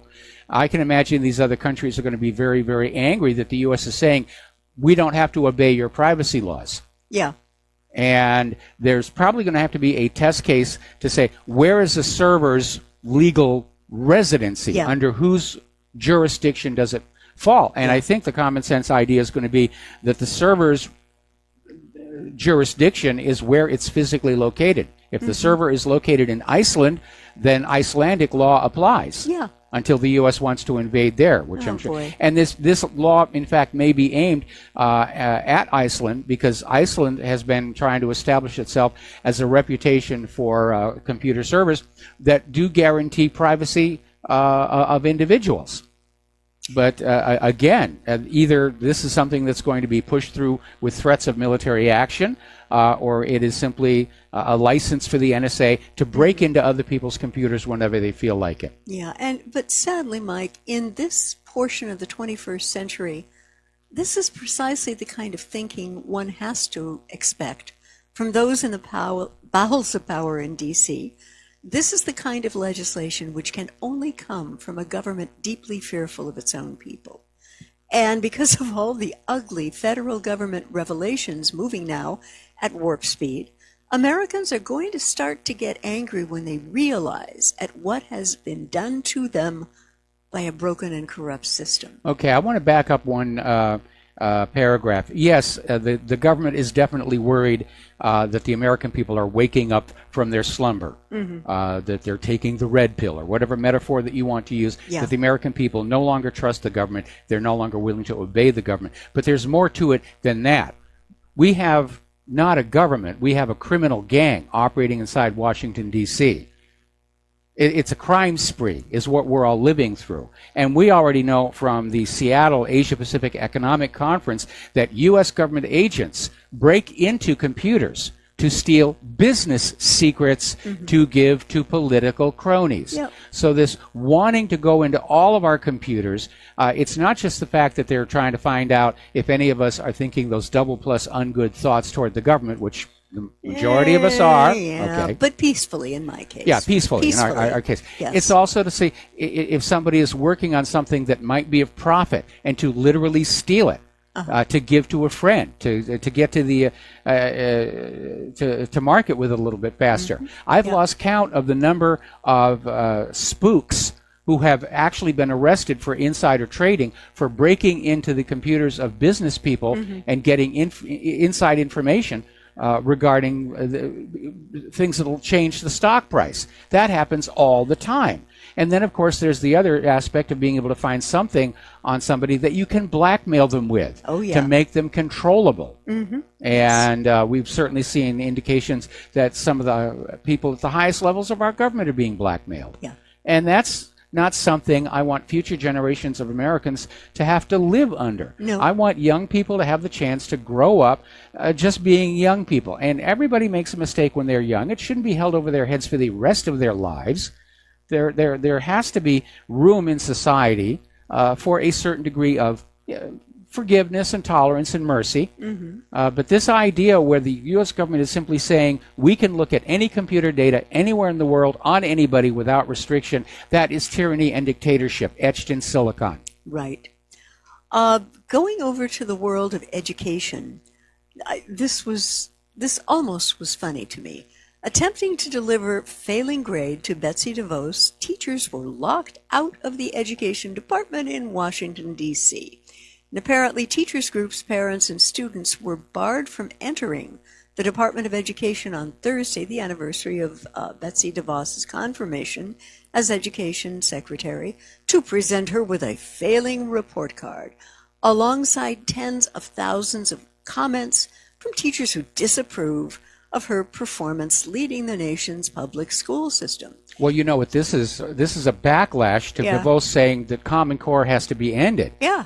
And, of course, the schools don't want to have to buy all new textbooks. No. There are certainly liberal educators who are fully on board with dumbing down the students with Common Core. They don't want to they don't want to have to go back to actually teaching kids how to think. Oh, but it gets better. Oh, please tell me.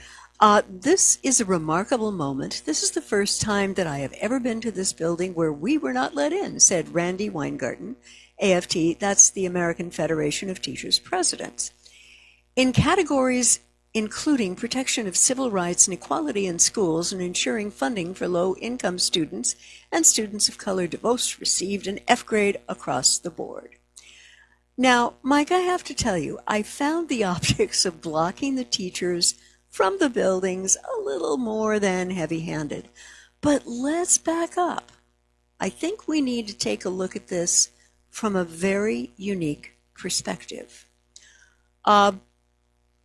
One of the things DeVos has wanted to do is to privatize education, which means all the teachers in the teachers' union no mas, unless they can pass the requirements for teaching in a private school. You know, that's a very important thing right there, because I'm old enough to remember when teaching was a profession. And teachers, they had to go to college, they had to have a teaching credential, there was proficiency testing, there wasn't a union to protect them and make sure that they didn't get fired even when they did something wrong. And of course back then you didn't have this runaway epidemic of teachers having sex with their students, which we seem to have today. When teachers became unionized, observers said this is going to destroy education, because once the teachers have a union, they won't feel that they need to excel at teaching. They'll just kick on back and go through the minimum work, and if there's any kind of a comment, the union will step in and protect them. And it took teaching from being a profession and turned it into a trade. And so I have to say, I'm in agreement with Betsy DeVos on this one, just as I'm in agreement about getting rid of Common Core. Now, if we are going to make America great again, it begins with a true education system that educates rather than indoctrinates. And that means going back to the basics, okay? Mathematics, science, engineering, language, how to think, how to analyze, how to solve problems. Amen. And leave off all this nonsense about human-caused global warming and gender studies and white privilege and all this other nonsense, which you can't get a job with that. No. You know, you come out of college, you know, what did you study? I studied white privilege. Well, we don't have anything in the job to say with it. You know, we give you a mop and a bucket. But I remember what have popped up dotting the American landscape in the last 20 years are private schools used by caring parents to fill in the gaps in their kids' education or to get their kids learning better when the public schools to which these kids go have failed these children miserably. And Mike, I have to tell you, I have no problem with these schools being franchised when their approach seems to be doing the job of educating kids and well. Well, they are. And I want to share an insight with you. And I've mentioned this before, but it's worth going over again in the context here. I have had 2 times in my life when I was a teaching position. One was right here on Oahu, where I was teaching computer animation as an adjunct professor over at the University of Hawaii at Manoa. I had a lot of fun, loved the kids, had a great time. The other one was many, many years ago, BC, before Claire, when I was living in Southern California, and I got hired to teach remedial math at the high school level, and it was a program that did not require a teaching credential. They were that desperate for people willing to come on in and deal with these remedial classes. So I went on in, and I'm basically dealing with the students who just don't want to learn. They don't care. They really don't. But being the kind of person I am, I attracted to me some of the smarter kids who wanted to come on in and learn things about math that weren't being taught at that level. So we set up this little ad hoc club where we would meet during the lunch break. Everybody bring their little brown bag, and I would teach them how to use a slide rule, which tells you how long ago this worked, that this all happened. We were using slipsticks, and it was before affordable pocket calculators. And then all of a sudden I get hauled in before the administration, and I get screamed at because the parents of the kids who didn't want to learn anything were upset. Why aren't our kids being taught how to use a slide rule? And I was basically told, you cannot teach any kids anything that is above what all the kids know. And so it was a classic case of creating the illusion of an equal education by pulling that top down because the bottom didn't want to be pulled up. Lowering the standards, basically. Lowering the standards. And that's why after the year was up, I left. I wasn't going to go along with that because they were cheating these kids. And so inevitably, the problem with an education system built like this is everybody's coming out with a legally mandated minimum education, and nobody's allowed to go for anything higher. Nobody's allowed to aspire to be a better student. And so as a result, that's one of the reasons we've lost our manufacturing. We don't have a population of people who have the basic skills necessary to be good workers in a manufacturing environment. And that's one of the things that help motivate Wall Street and corporate entities to send the manufacturing overseas, where they know how to make things, where the workers have skills rather than political indoctrination. Yeah. And one of the couple of schools that come to mind are the Kumon schools, which are all over, and Mathanasium, but there are many others. Well, there's the Kamehameha schools right here in Hawaii. Oh, yeah, of course. So what I think DeVos needs to think about doing is creating one private school, little pilot project, in a city like Baltimore or Detroit, where public education has gone horribly wrong and awry. And here are some numbers that will just blow your mind. In public Detroit schools, 93% of their kids are not proficient in math, 96% not proficient in reading. How does this happen, Michael? It just drives me nuts. If you can't read and if you can't do math, you are of no good to an employer. Period. End of discussion. Yeah. And in the Baltimore schools, school rigging scandal is escalating, and it got so bad that the school CEO had to issue a memo to respond. Now, if programs like those offered by these private schools can actually work in tough cities like Detroit and Baltimore, where things are very bleak, they can work anywhere in this country, you know.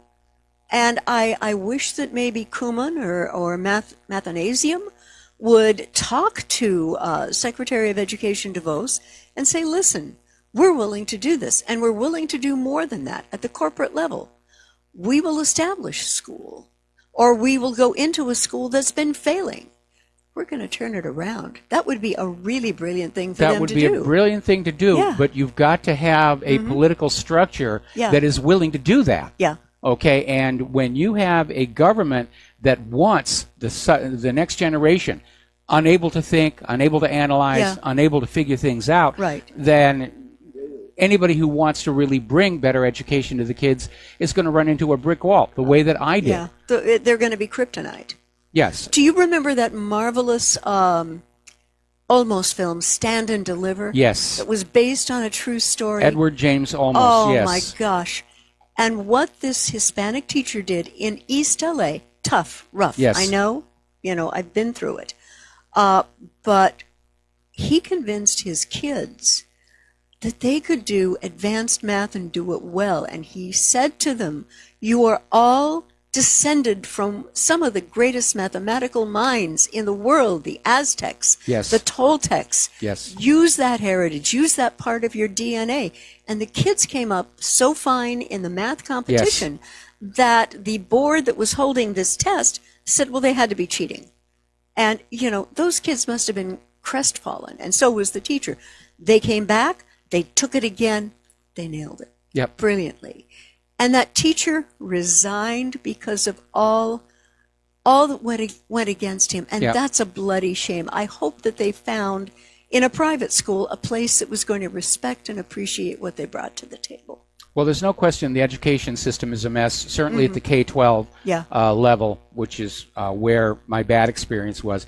And again, when I was teaching out here at UH Manoa, I really did enjoy it because there the kids, they wanted to learn. We were going through a period here in Hawaii where it was thought we were really going to become a fixture in modern film production. And I don't mean things like Lost or anything.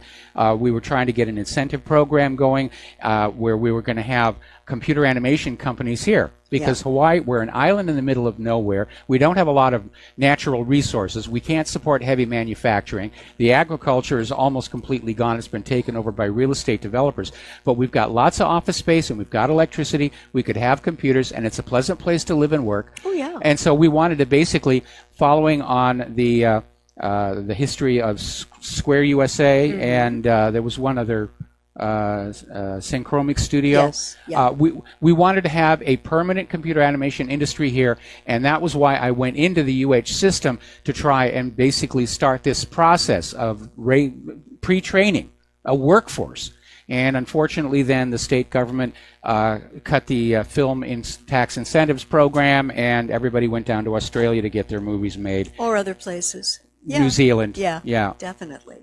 So that was kind of the end of that dream. Mm-hmm. But it was an exciting time. Everybody was in that class looking forward to having a job making movies or computer games, video games. And remember, Disney came down and snatched a few of them? Yes. Remember that? Disney was actually on our campus toward the end of the year, recruiting our students away.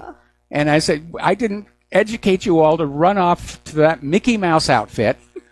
You're supposed to stay here and help us build our own indigenous, but it didn't work on out. Yeah, but it was a recognition that we had a good program. Yeah. And it wasn't just Disney. Digital Domain was out there. Yeah. Weta was up here. Yeah. Yeah. Anyway, we got to take a break for commercials. We're going to be back with the last segment of our program on this Pauhana Friday after these few words. And aloha, America. Welcome back to the show here. And the open mic was very innocent, dear. Yes, it was. Well, we actually need to fix that sign so it actually goes on when the microphones are hot. But I would like to share with our listeners and viewers, apparently the glyphosate in the LA River is a problem, and a lawmaker is trying to get the Army Corps of Engineers not to use it anymore. And they're describing it as a poison of the LA River, and it's become so awful and so contentious that a congressman from the area has urged the U.S. Army Corps of Engineers to stop using the weed killer. And over the past couple of years, the use of glyphosate to control weeds and other vegetation around the LA River has people very concerned because of the links to cancer, birth defects, and reproductive issues. Now, the EPA claims that glyphosate is not carcinogenic, but pretty much everybody else disagrees with them. And it's likely that the EPA would approve Agent Orange for use as a fertilizer if Monsanto ramped up its lobbying efforts just a little more. I think you're probably right. Yeah. And I have to wonder with what the Monsanto Corporation bribed or threatened the decision makers at the FDA, etc., to claim that glyphosate is not carcinogenic. And I would like to invite everyone who thinks that everything that the EPA and FDA say is absolutely true. Please take a look at this article if you still believe that. And in the Tooth Fairy, etc., etc. A scientist attacked for proving GMO dangers with defamation suit. And he won it in a French court. Yes. The article went on to state, remember Professor Gilles-Éric Seralini and his research team at the University of Caen in France? They provided pictures of rat-fed Monsanto GMO corn saturated with Roundup weed killer, which is part of the glyphosate. Okay, yes. Okay, I want to clarify the methodology here, because we ran this experiment, where we reported on this experiment, rather, at whatreallyhappened.com. There were 4 groups of rats. One group of rat was fed natural corn. The second group was fed Roundup Ready corn.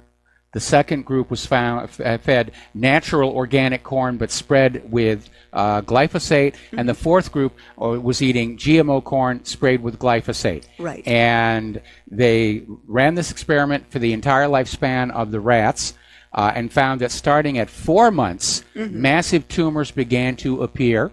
And, of course, Monsanto had terminated their rat studies at 3 months in order to say Roundup is perfectly safe here.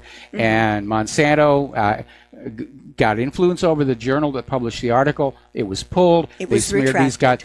They sued. They finally won. And I'm sorry to rush, but we're just about out of time here. Seralini and his team are among my pantheon of heroes from the scientific community for having had the male attributes to continue with the study and take it to its logical end. Yes, absolutely. Science is politicized, unfortunately, and these guys got treated the same way that Galileo did. There's the music. It's time for us to get on out of here. Please stay tuned to John Stedmiller. I'm sure he's got lots of wonderful things to share with you. Please take what you learn here and share it with everybody that you know. Please help us keep FISA-gate, Hillary-gate, Obama-gate before the eyes of the public. The corporate media wants it all to go away. We are not going to let that happen. Can't let it happen, folks. Have a really good weekend. We'll be back on Monday, and aloha, America.